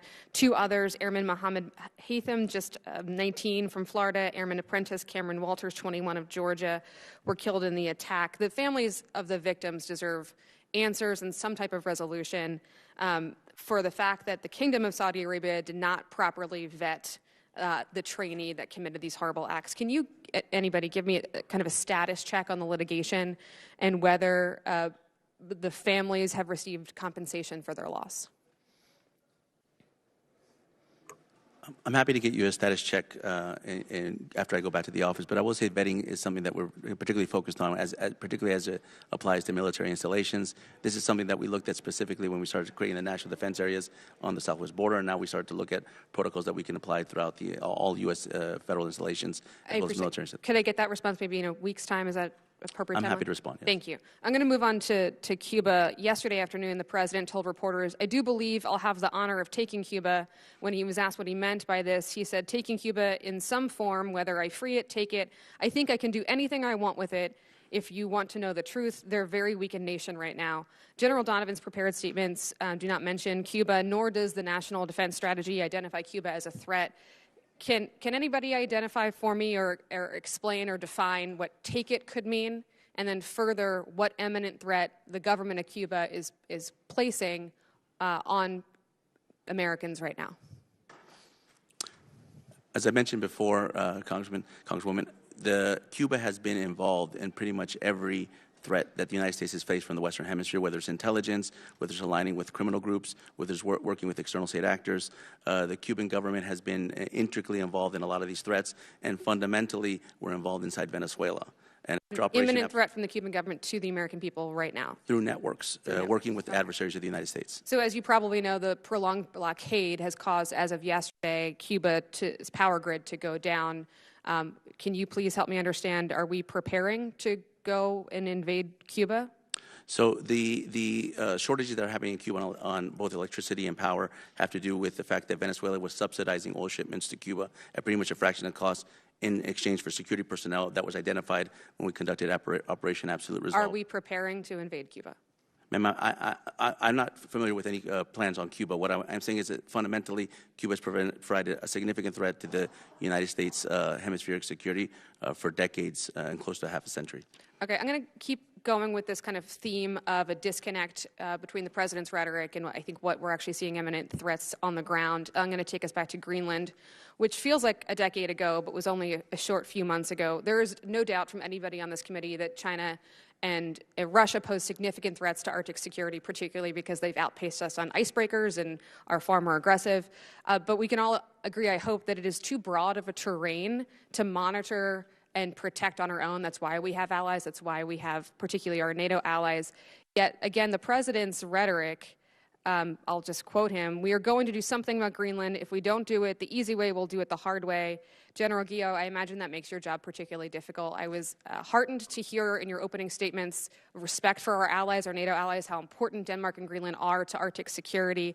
I guess my fundamental question here is, what do you want to do, or what does the president want to do with Greenland that the 1951 treaty doesn't allow us to do? Congresswoman, we are working with Denmark through the Department of State to expand some of the authorities that are in the 1951 treaty to give increased access to different bases across Greenland as we look at the increasing threat and the strategic importance of Greenland. But everything that we're doing through NORTHCOM is through Greenland and through Denmark. So I'm hearing we could have achieved all of this diplomatically through our NATO alliance without threatening to take or to invade Greenland by force. Well, I can speak to the mill-to-mill portion, and we have a very strong relationship with Denmark. And I want to commend you for maintaining that relationship despite what some of the news or what the president may say. I think the mill-to-mill relationship is essential here despite that rhetoric. With that, I yield back. Thank you, Mr. Chair. Gentlelady from the great state of Maryland yields back. Chair now recognizes the gentleman from Indiana, Mr. Mesmer. Thank you, Mr. Chairman, and thank you to the witnesses for being here today. General Guillot, I know you've been heavily engaged with General Guillot and his team on the development of the Golden Dome architecture. What systems are most important requirements for Golden Dome to focus on to fulfill its strategic mission? Congressman, I view Golden Dome as a layered series of systems, and to me the most important layer is the domain awareness layer, because regardless of how sophisticated and capable the interceptors are, if they're not first, the threat is not first detected, tracked, and queued to those interceptors, we have no chance of hitting them. So I would say the domain awareness layer. Okay, thank you. You've previously stated that you predict capability will arrive sooner rather than later. Are you still confident that that'll happen? Yes, Congressman, I'm still very confident. Okay, thank you. General Guillot, as threats to the homeland continue to evolve, how is NORTHCOM adapting to emerging challenges such as hypersonic weapon systems of our adversaries? Congressman, through Golden Dome of America primarily, with space-based and ground-based systems to detect and track the hypersonics, which present us challenges that ballistic missiles don't, and then the defeat mechanism, because they can be engaged as a traditional ballistic missile or more in a terminal phase. It's the most destabilizing and challenging threat that we see, and it's through our work with General Guillot, I think it's very well integrated into the Golden Dome for America plan. Okay, thank you. General Guillot, reports also indicate Russian submarines have been increasingly active in out-of-area patrols near the U.S. coast, including the deployment of a submarine in January to escort a sanctioned oil tanker, Marinera, across the Atlantic amid U.S. enforcement efforts. What are the specific requirements for NORTHCOM to effectively track these advanced submarines and hold them at risk? Congressman, we have a series of capabilities that I call part of our Maritime Homeland Defense package that looks under the sea, so subsurface, surface, and through the air, to detect and track all submarines that would be considered a potential threat to the United States. To do this, though, we have to have strong partnership with EUCOM, with SOUTHCOM, and with INDOPACOM, because the adversaries don't necessarily follow the lines on a map that we do. And so we traditionally, what will happen is one of those commands will activate the forces, and then we'll transfer command and control of those forces as they prosecute the potential adversaries across the water. And then that way we don't have to put more ships on it. We just keep the same ships, and then the command and control will go from EUCOM to NORTHCOM to SOUTHCOM and back. And we find that to be very effective and efficient. Okay, thank you. How might the New STARTs treaty end enable more aggressive nuclear signaling, and what role could Slick 'em In play in that deterrence? Congressman, I have to tell you, I would have to defer to STRATCOM on that. Okay, thank you. General Donovan, multiple sources have mentioned containerized munitions as a growing Indo-Pacific threat, but media reports also suggest Russian and Chinese influence in the Western Hemisphere could enable similar tactics here. How can SOUTHCOM adopt this force posture to counter these? Congressman, the containerized munitions, I'm not tracking that threat directly in Southcom, but it did make me think of our relationship with many of our partners. I think Costa Rica, the advances Costa Rica's made in advanced scanning systems for their ports that are obviously used for scanning for narcotics and other illicit acts, the same kind of scanners we would be able to identify those containers. But it is a problem because of just the ease in which those containers move around the theater. Okay, thank you. Also, General Donovan, transnational criminal organizations remain a major driver of narcotics trafficking, violence, and instability across the region. What authorities does Southcom need the most from Congress to more effectively counter these networks?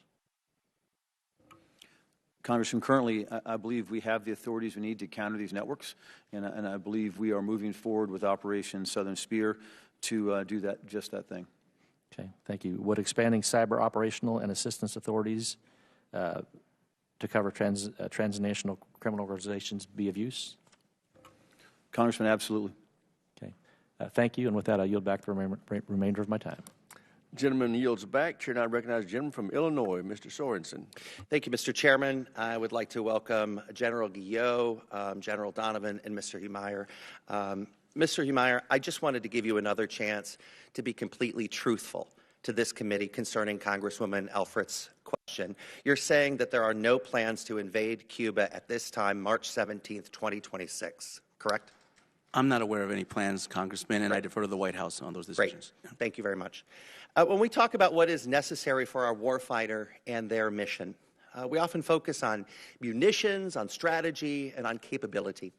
But as we've seen earlier this year in Operation Absolute Resolve, the weather played a significant role in the capture of Maduro while allowing every service member to come home to their family. As the only meteorologist serving here in the United States Congress, I know firsthand how accurate weather data is essential to keeping our military safe as well as our neighbors back home. So to both of the generals here today, could you discuss how important accurate weather data is to the effectiveness of our missions and keeping our homeland safe?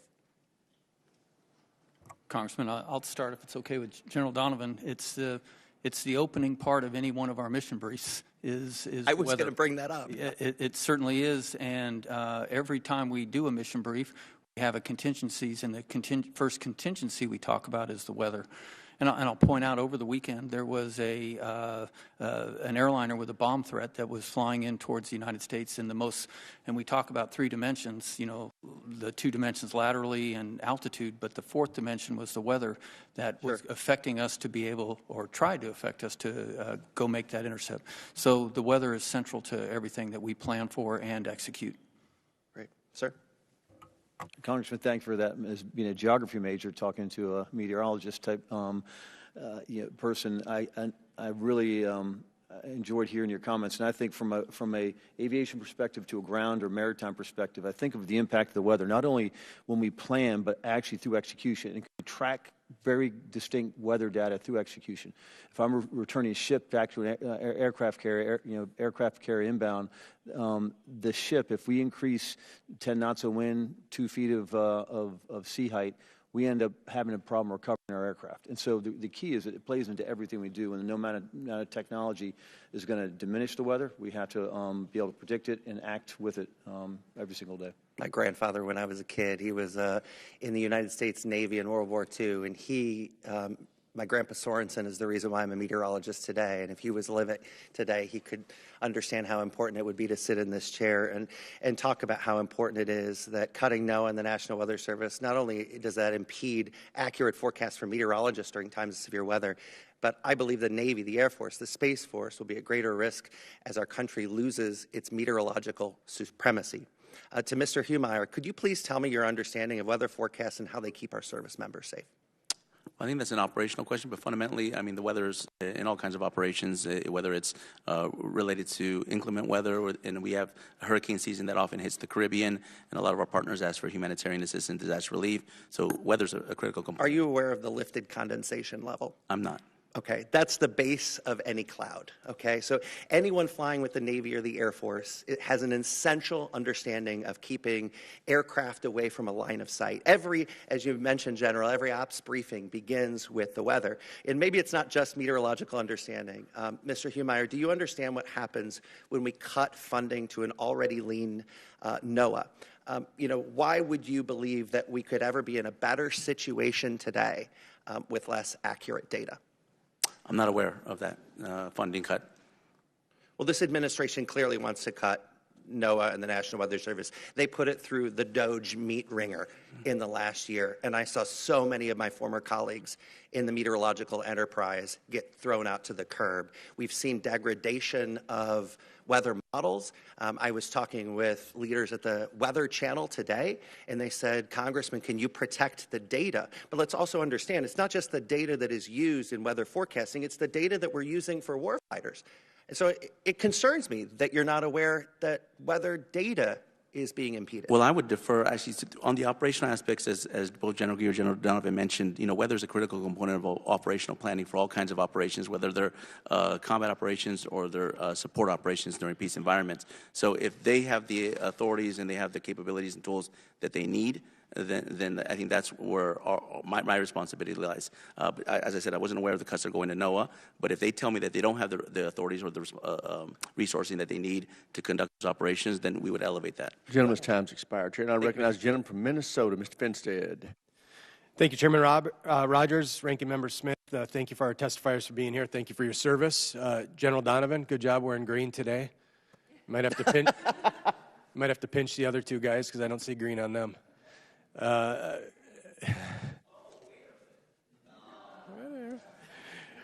Throughout your testimony today and throughout your answers to the questions of many of my colleagues, we've heard much about the many ways which NORTHCOM and SOUTHCOM ensure our global security and help maintain stability throughout the Western Hemisphere. The importance of a strong NORTHCOM and SOUTHCOM has been made abundantly clear.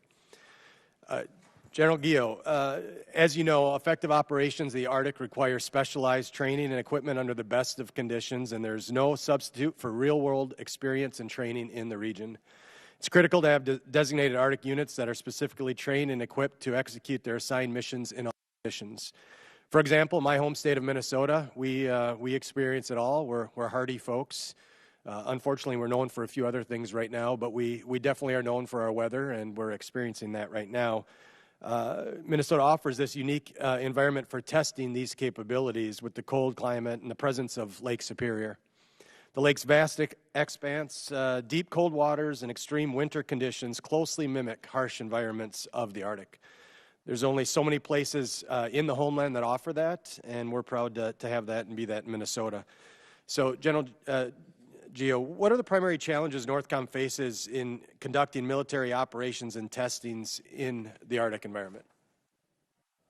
Congressman, I would focus on two. One of them you just mentioned, which is the ensuring that all the forces are trained and equipped with the equipment that it takes to operate in those harsh environments. The other is we have to actually do that training. And so we just completed Arctic Edge, which is exercise in Alaska, which is traditionally held during the period of the year with good weather. And I intentionally moved it back into February, March. So we would have the air crew and the maintainers operating and preparing aircraft to work in those harsh environments. And we're learning a lot. The second part is the forces that are in Alaska, in Minnesota, in Michigan, upper New York are all very good at operating in that environment. But if they push forward in a conflict to another region, their backfill is probably a unit that is not used to that. And so I'm trying to identify within the services the specific units that require that type of training so they can do that. And the last thing I'll point out very quickly is I'm working very closely with General Steve Nordhaus, who's the chief of the National Guard Bureau, on increasing in the U.S. our training opportunities so we don't always have to do it in Alaska, so we can do it in Minnesota, Michigan, and New York, and expand the opportunities for stateside units to get that Arctic-type training. Great to hear that. So little bit more depth on this. So how does NORTHCOM assess the effectiveness of its current Arctic training and testing programs? Can you describe the importance of improving these capabilities? You alluded to it a little bit, but we in Minnesota are looking forward to continuing to grow and work with increasing capabilities, testing, range. We have the resources, we have the deep water, we have, it's on the homeland, right? So this is something that we can control. And so just maybe a little bit more about, kind of what are the metrics that you use to measure the effectiveness? Congressman, what I use is their ability to come quickly and operate inside of one of our operational plans. And I would say the best we have is our Special Operations Forces. We have identified units that go up there and train regularly and expand their mission, not only in Alaska or in the northern part of the U.S., but also into Greenland. And I don't mean this as a criticism, but the Air Force is probably the most challenged because most of, so many of the bases are in the southern part of the U.S., and so many of the U.S. Air Force units have been on rotation in the Middle East for years and years, and that's the environment where they've gotten their most training. And so I'm working very closely with General Wilsbach and his staff to get more of the Air National Guard and regular Air Force units trained in the Arctic environment. That's great to hear. Minnesota is open for business. We welcome you. You bring the jets, we'll bring the cold weather and the climate that will provide our warfighters the awesome opportunity and training. Thank you again for being here. Thank you for your service. And Mr. Chair, I yield back. Thank you. The chair now recognizes Mr. Vasquez from New Mexico for 5 minutes. Thank you, Mr. Chairman. General Guillot, General Donovan, and Assistant Secretary Humeire, thank you for being here today. Over the past month, there have been several incidents that have caused myself and other members of Congress to question the Department of Defense's ability to coordinate effectively with other U.S. agencies. On February 11th, the FAA shut down the El Paso airport and airspace with no warning to local officials, residents, or lawmakers such as myself. The FAA said the airport and airspace would be closed for 10 days, citing special security reasons. As the Southern New Mexicans that I represent woke up to this sudden news, absolute chaos and confusion ensued. The public, myself, and other members of Congress were left in the dark, wondering if there was a more serious threat that we were unaware of, as was originally indicated, which led to widespread speculation and misinformation. After Representative Escobar and I launched a congressional inquiry, the airport quickly reopened, but for multiple days we received conflicting information from the Department of Defense, Fort Bliss officials, DHS, and the FAA as to exactly what had happened. FAA staff told my office the temporary flight restriction was pre-planned, but the FAA administrator instead tweeted that there was an active threat. Then we learned it was related to DoD technology in the hands of Border Patrol after an explanation of shooting down a party balloon. Meanwhile, nearly half of the flights out of El Paso that day were canceled, with thousands of people affected by this incompetence. Overnight, medevac flights were suspended. A similar incident happened only 2 weeks later when the DoD accidentally shot down a CBP drone after CBP failed to notify the department of an ongoing exercise. This led to the FAA issuing a temporary flight restriction over Fort Hancock that still remains in place today. Assistant Secretary Humeire, can you explain where exactly the breakdown of communication was between the Department of Defense and the FAA? Thank you, Congressman, for the question. Over the last 14 months, the Department has had several iterations of communications and coordination with the FAA, specifically on the capabilities that you're referencing.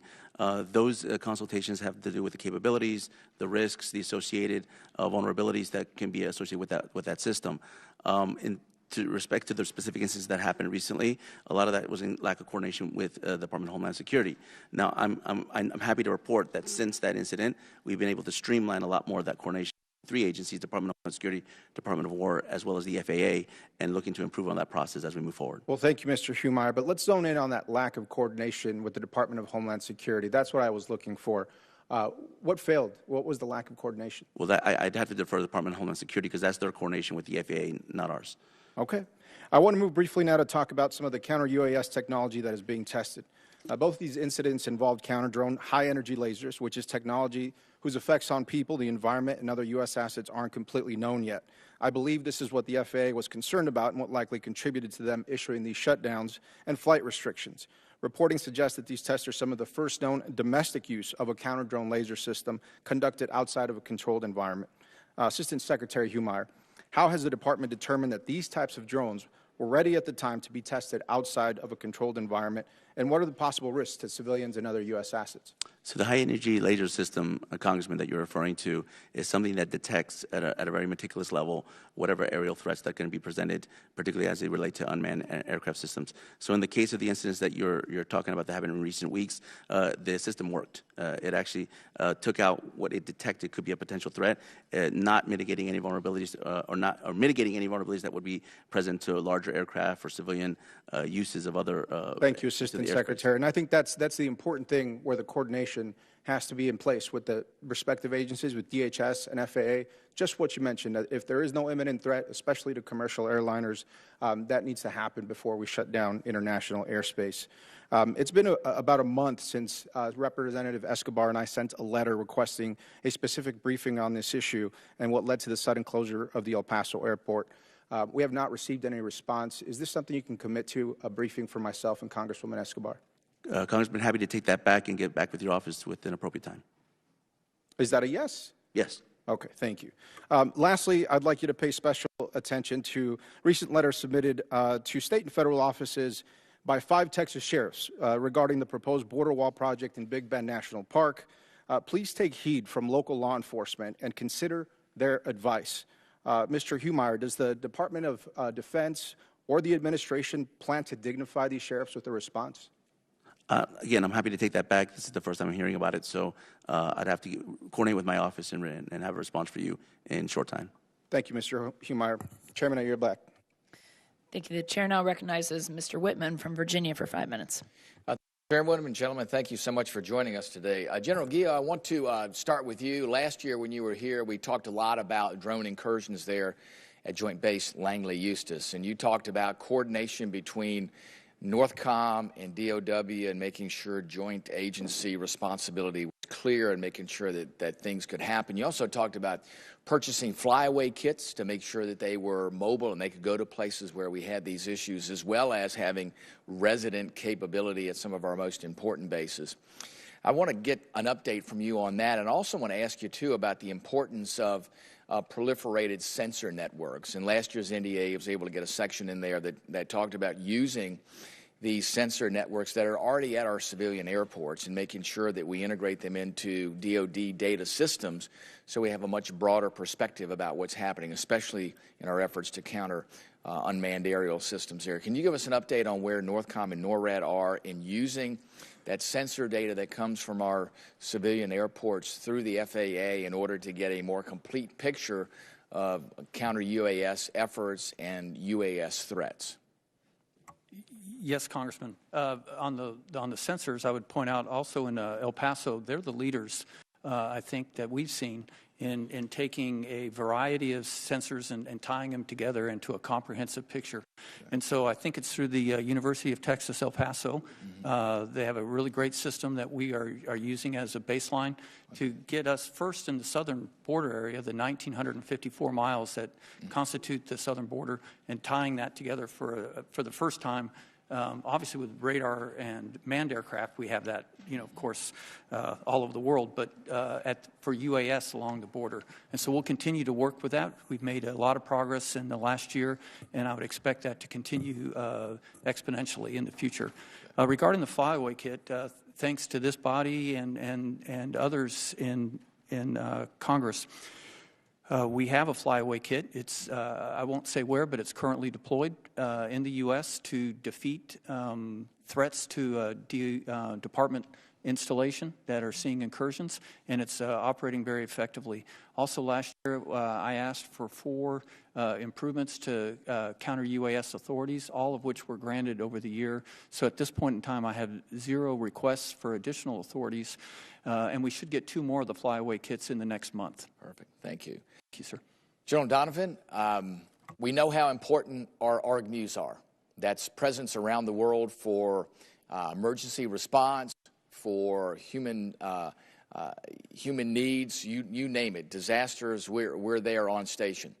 And we know that the ARGMU 3.0 requirement, that is being able to generate 3 ARGMUs, is incredibly important. Our amphibious ready groups, Marine Expeditionary Units, are key to our ability to project power around the world. We've seen that happening now there in Southcom. We see there with the 22nd MEU and the Iwo Jima ARG-MEU or ARG, how important that presence is. I wanted to get your perspective on how things are underway there with this ARG-MEU. We know that ARG-MEU deployments, like everything else, are limited, so there's only so long they can stay before we have to bring those Marines and sailors back home. The challenge is needing that presence there. What's going to happen when the 22nd MEU comes back home and the Iwo Jima ARG comes back home? Will there be another ARG-MEU to replace that? How important it is for that replacement to take place? And what will happen if we don't have an ARG-MEU that can replace the current on-station Iwo Jima and the 22nd MEU?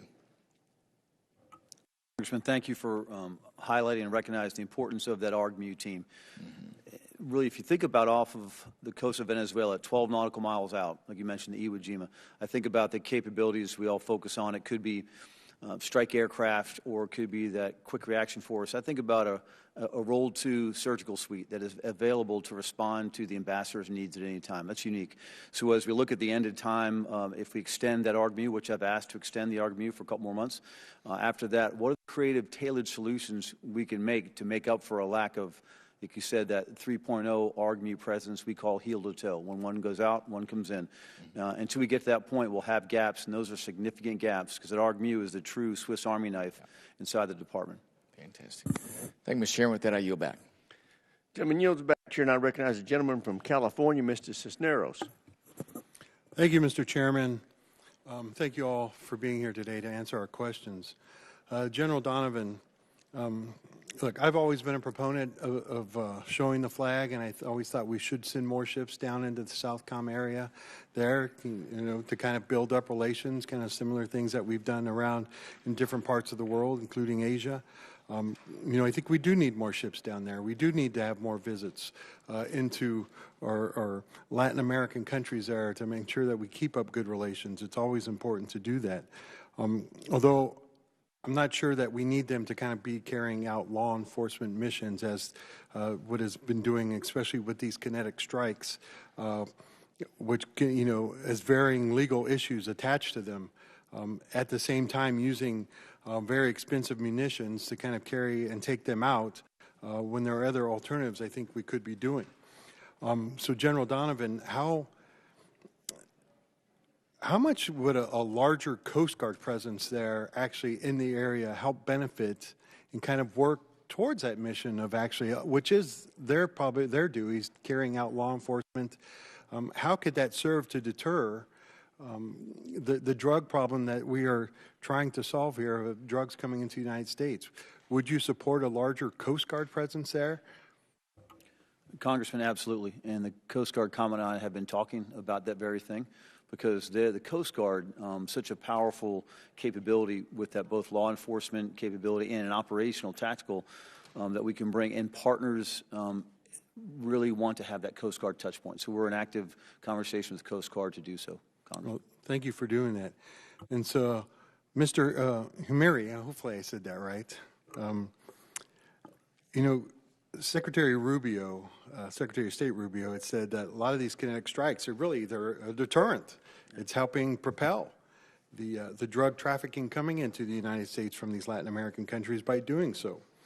Now, look, we could shoot suspected criminals dead on the streets here in the United States, and that would be a deterrent to reduce crime here in the United States, but it doesn't necessarily mean that it's legal in order to do that, and neither are these strikes.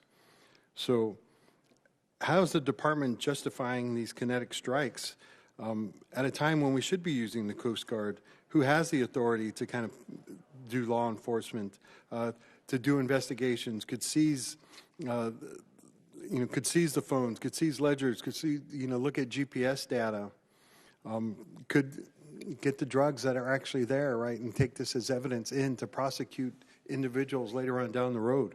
Why are we not, or why have we not been using the Coast Guard more in order to do this mission?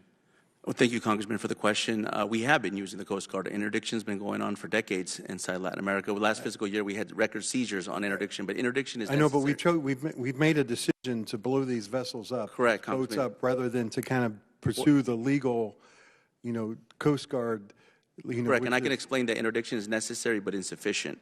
Deterrence has an additional effect, a signaling effect on narco-terrorists to raise the risks associated with movements. And we've seen 20% reduction in the Caribbean and a 25% reduction in the Eastern Pacific. You can make the argument for deterrence this whole time about oh, yeah, we're deterring them, but that does not make it legal. So I think this is something we need to go back. The Department of Defense needs to reevaluate, right? Just because we can deter a crime by doing a certain thing and blowing up a vessel, that does not necessarily make it mean that, okay, it's a legal way of action that we can pursue. And so that needs to be kind of continued to be reevaluated, which is why we need this larger Coast Guard presence. Congressman, we've been using interdiction for the last 20, 30 years, and they haven't had the same results as we had. My questions are done. I'm reclaiming my time here. Guillot, I asked this question last year, and I'm going to ask it again. The Russians continue to kind of test the ability of kind of flying into the Alaskan airspace there. They're continuing, trying to push us to see what we can do and how far they'll go. And at the same time, the ice melting, the opening up sea lanes in the northern polar regions there are continuing to increase traffic into that area. So over the last year, what is the increased threat in that area with the increasing of the opening of the sea lanes, the Russians continuing to push this? How are we deterring that?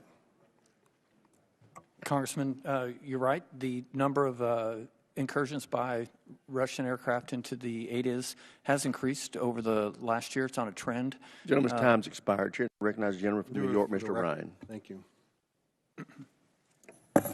Thank you, Mr. Chair. Thank you all for being here.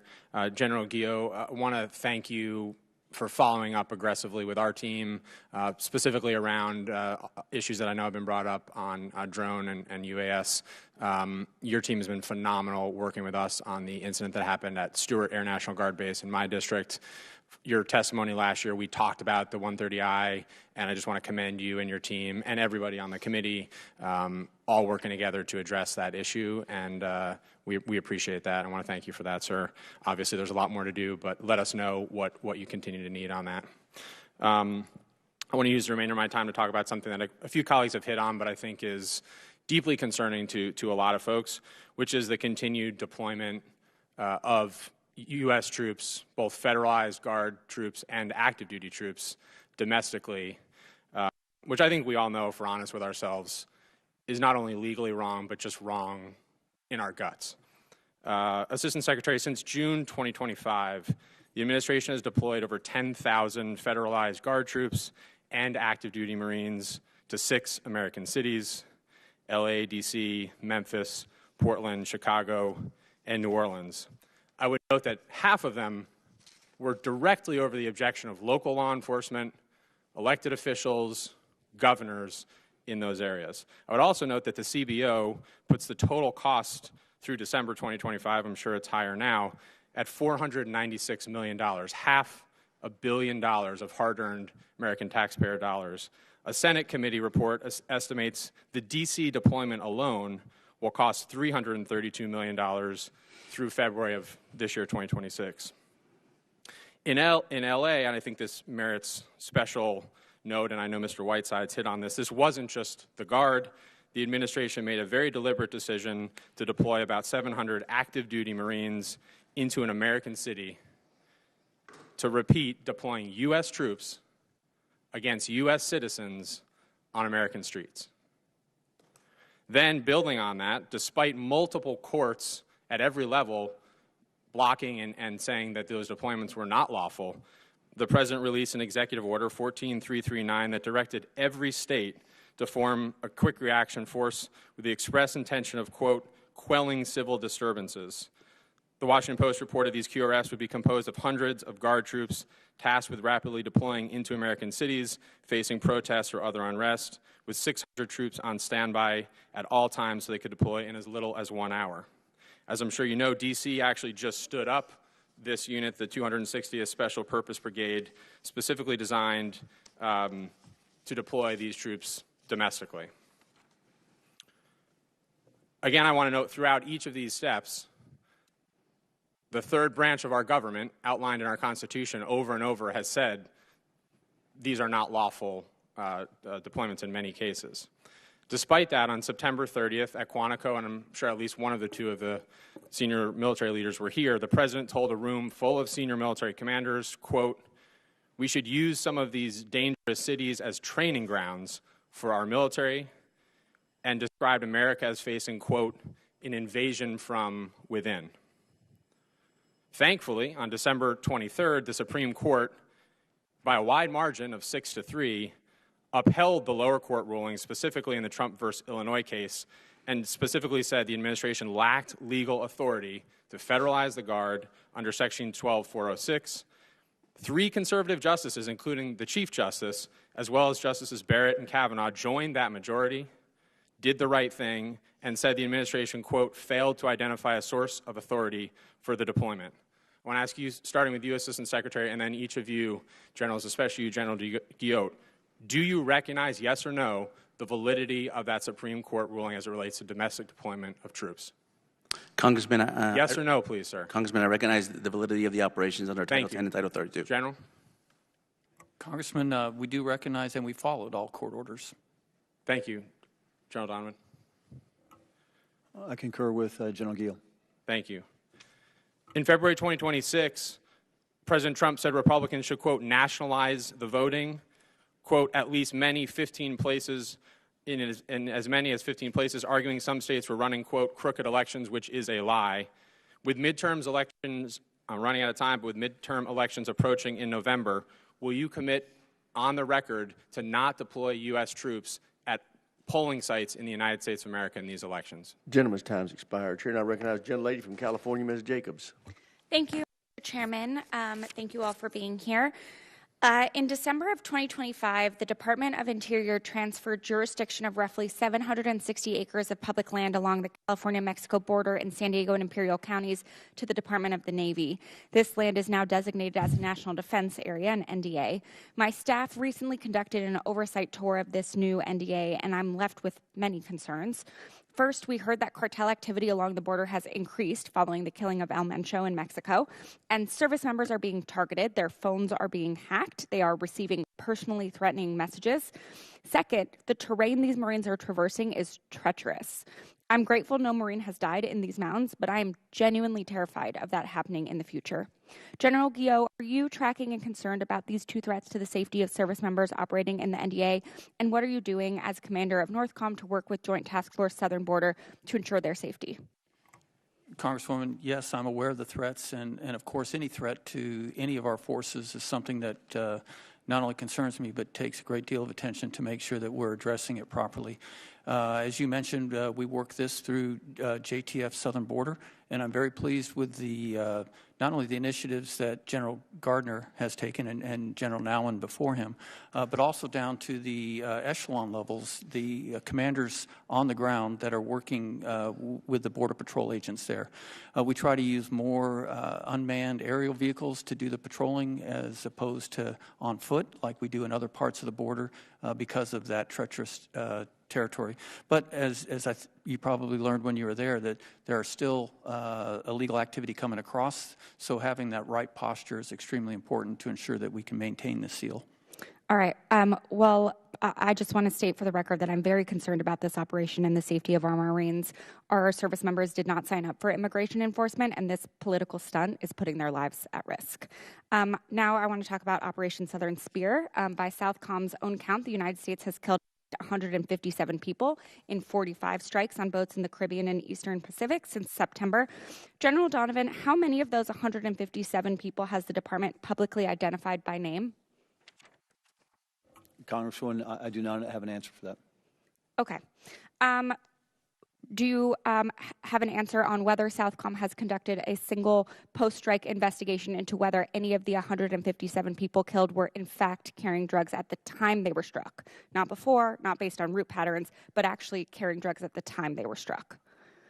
Congressman, thank you. And then actually in front of me is your note you sent to the command, which I've actually used in not only to prep for this testimony, but actually to understand our Timber program and how we're going about this. I will hold that we mitigate all harm through our targeting and planning process. But as far as names, specifics, release, I can't tell you right now. I'm learning the process, but I will tell you that I have reviewed, and that's why the question back to you, Congresswoman, are you speaking OSS or OAR, the number of casualties? Is that combined, or are you parsing those out, Congresswoman? I'm parsing them out. So what I could tell you is that after actually receiving your letter, I looked back at the OAR specifically because I wanted to I read every single one of the actual quick looks that the JTF did, and know that we have 2 15-6 investigations underway. So that's what I know about those operations specifically. Okay, well, I appreciate you doing your work on it. I look forward to getting your answers. I will just say pre-strike legal review is not the same as post-strike accountability, and we expect there to be post-strike accountability. I wanted to follow up on my colleague Mr. Vinneman's exchange with you, General Donovan, about the targeting process for Southern Spear. Mr. Vinneman asked how you distinguish between a criminal organization from a terrorist target. What I didn't hear you clarify, and is the most important question in this entire operation, is: are you conducting status-based or action-based targeting? Congresswoman, I appreciate you asking that. The status-based, and this is, I'm not pushing back in any way, but those two definitions are not definitions I technically use in our own targeting process. If you could give me your definition, I can pivot off that. Sure. Are you striking these boats because the people on board are members of a designated terrorist organization, or because they are engaged in specific hostile act at the moment of the strike? I would say at this point, Operation Southern Spear for enhanced narcotics and these maritime strikes both apply. Okay. Either you're in an armed conflict and you're targeting based on status, which there is unanimous support among the international legal community that you're not, or you're conducting law enforcement with lethal force against people who pose an imminent threat, which violates human rights law. So, I'm a little concerned that we don't have a clear understanding of exactly how the targeting has happened. And as has been emphasized, these strikes are illegal. Young lady from Pennsylvania, Ms. Houlihan. Wow, didn't expect that. Thank you, Mr. Chair. I'd like to follow up on Mr. Ryan's question, and he specifically was, as you might recall, recalling the fact that the president said that if the states can't run elections properly, that the federal government should intervene and potentially take over. He also mentioned that Republicans should nationalize voting, at least in as many as 15 places, because he believes that we are running crooked elections in various places. I want to remind everybody who's listening to this that U.S. Section 592 and 593 criminalize both having troops at the polls and military interference with voting, conducting elections, or election officers. And so I'd like to ask the question that he didn't get an answer to, which is: the midterms are in November.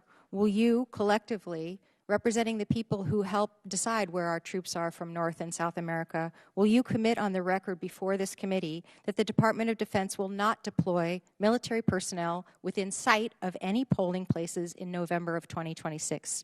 Mr. Humeire. I'm not aware of any such direction that's coming, but I reserve the decisions based on the president. But, sir, if the president told places. You to send troops to the polling places, would you do that unlawful act? It would go through the same review process that we get from every request that comes from the White House. That we have legal compliance, we have lawyers, we have an office of general counsel. But there is a law already established and court history that says that it is not legal to do this. So I can't speculate on. You're not willing to say. And I can't speculate on what can happen. In general, I keep hearing your name pronounced differently, Guillot, I think. Would you commit that you will not send military troops to polling places in November? Congresswoman, I'm aware that doing so is against the law, and I will not follow an unlawful order. Thank you. I appreciate your honesty and your lawfulness. General Donovan. I commit to the same, Congresswoman. Thank you. I very much appreciate those straightforward and forthwith answers, and I hope, Mr. Humeire, that you take a look at the law and follow it, a lawful order. I will pivot right now to General Guillot to talk to you a little bit about some of the assets that you have. You have a lot of assets that I would consider to be pretty exquisite in terms of airborne ISR, very, very important things like P8s as well as U2s and RQ4s are things that are available to you. And these are very scarce resources that are, I'm sure, in demand in other parts of the world. And so many of these resources have been used recently in your command about the border, on the border, rather than being used perhaps in the Indo-Pacific or the Middle East or Europe.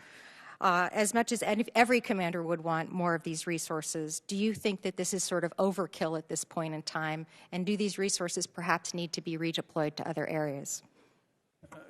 Congresswoman, I agree with the importance of the airborne ISR, and I do not think it's overkill for our mission. In fact, we could use more, but I would like to point out that within the authorities that I have under the GFM, I have shared those assets with CENTCOM, with Southern Command, Indo-PACOM, and with EUCOM, making sure that they're used in the place where they're needed most at the time, while I continue to conduct the missions that have been tasked of me to ensure that we have a seal of the border and can counter cartels. I totally appreciate that, and in fact have heard about that as recently as a trip that I took up to Iceland, where I know some P8s have been deployed to other places most recently, and I appreciate the sharing. It does feel a little bit that you must feel conflicted, though, when you have missions and things to accomplish within your own AOR and you're being asked to send your assets other places. How do you reconcile that when those things are heating up as much as, for instance, Cuba will or could? Congresswoman, first, I share your admiration for the P-8. It's a fantastic aircraft that has helped us quite a bit. I just try to take a global picture of the environment and see what homeland implications are tied to the other AORs, and sometimes using those assets forward is actually the best defense to address them further away from the continental U.S., which is why I'm willing to share when necessary. And then with my last seconds, these particular assets have the ability to collect, as I've mentioned, exquisite information. How do you make sure you don't collect it on U.S. citizens when you're at the border? Congresswoman, I'm very aware of the intel oversight requirements, and we follow them very, very strictly. Thank you. I yield. Gentlelady yields back. Chair, and I recognize the gentlelady from New Hampshire, Ms. Goodlander. Thank you, Mr. Chairman, and thank you to our witnesses for being here today. General, thank you for your service to our country, and thank you for your very clear commitment to uphold the law and to honor your oath to our Constitution. I hear concerns from my constituents every single day about domestic deployments of the military, particularly in the lead up to the November election, and I appreciate your commitment to upholding the law. We have no more solemn responsibility. I want to begin by asking you, General, about Operation Absolute Resolve. Can you explain the rationale and objectives of Operation Absolute Resolve? Congresswoman, I'm going to move to Mr. Humeire to walk through that. I was not in command at the time. I was in a different billet, so I wouldn't want to look back and give you false information. Understood. Well, Mr. Humeire, I read in your written testimony you've characterized Operation Absolute Resolve as a law enforcement support operation. The Justice Department unsealed the superseding indictment. Is this indictment the basic legal basis and objective set? This is what drove the objectives and rationale for the operation? The Department of Justice, ma'am, released a legal opinion. I'm not sure if it's in that indictment prior to the operation to the White House that characterized the threat that was posed, and that there was warrants that were being actioned on by the Department of Justice against indicted criminals, which included Nicolas Maduro and his wife Celia Flores. Yes. So what is the current status of the 4 Venezuelan nationals who are listed in this indictment? So I haven't been directed to any actions that can be taken on those individuals. Are they still serving in the Venezuelan government? I'm not clear of all of them, but I know at least one or two of them are continuing in the Venezuelan government. Can you get back to us with a clear status update? Yes, I know, ma'am, that at least 2 of them are currently serving in the Venezuelan government. I could get back to you with a determination on all 4. So is the operation ongoing? Well, Operation Absolute Resolve was a law enforcement mission that the Department of War supported. Is it ongoing? No, what's ongoing is our engagement with the Venezuelan government to stabilize the country so that these threats no longer emanate in our So is the United States running Venezuela? No, the Venezuelan government's working with the United States to stabilize the country, and evidenced by the fact that there hasn't been an economic or societal collapse after the operation. Things are moving into a steady state. So indicted individuals in this indictment right here, this indictment, which was the basis of our military operation, are still serving in the Venezuelan government. Ma'am, I'm not looking at that indictment, so I don't know what individuals we're talking about. But what I will say is that that's a law enforcement decision, not a Department of War decision. We were asked to support the law enforcement up to going specific individuals that were indicted under our laws. General, do you know the cost of this operation? Congresswoman, I do not. The cost, being a geographic command, our costs are absorbed by the services, and so we don't have our own budget to track those costs. Can you get back to us with the cost of the operation? Yesterday, is that Operation Absolute Resolve, or? Yes. Yesterday, the president floated the idea that Venezuela should become the 51st state of the United States. This is not the first time the president has made a suggestion about another country becoming the 51st state. Are there any plans to annex Venezuela? No, ma'am, I'm not aware of any plans. I could say that we are moving very far along on the stabilization efforts with Venezuela in conjunction with the interim Venezuelan government. General Guillot, I'm sorry I have to ask this question, but are there any military plans to annex Canada? No, Congresswoman, I'm not aware of any plans to annex Canada. Well, that is a relief, because as I shared with you last year, my home state of New Hampshire shares a 58-mile border with Canada, and I think we all agree that this is a border that matters enormously to us. Last year, General, when you came before our committee, I asked you what the consequences would be for our country if NORAD didn't exist anymore or was fundamentally altered. The President's appointed U.S. ambassador in Canada suggested in January that NORAD may have to be altered, which has caused some consternation. In what ways would NORAD need to be altered? Would there be any justification for fundamentally altering this relationship, which, as you've testified powerfully, is so important to our national security? Congresswoman, I think the ambassador was talking about having to alter how we employ if they had fighter aircraft that were not interoperable with our fighter aircraft, which we have now. They can share data links, mission planning, execution capability. If they were to buy aircraft that were not interoperable, we'd have to alter our operational procedures. But at this point, they are still interoperable. Thank you, General. I yield back. Thank you, Mr. Chairman. That concludes the open portion of today's hearing. We will now recess for 5 minutes and reconvene in 22:12 for the classified portion of the hearing.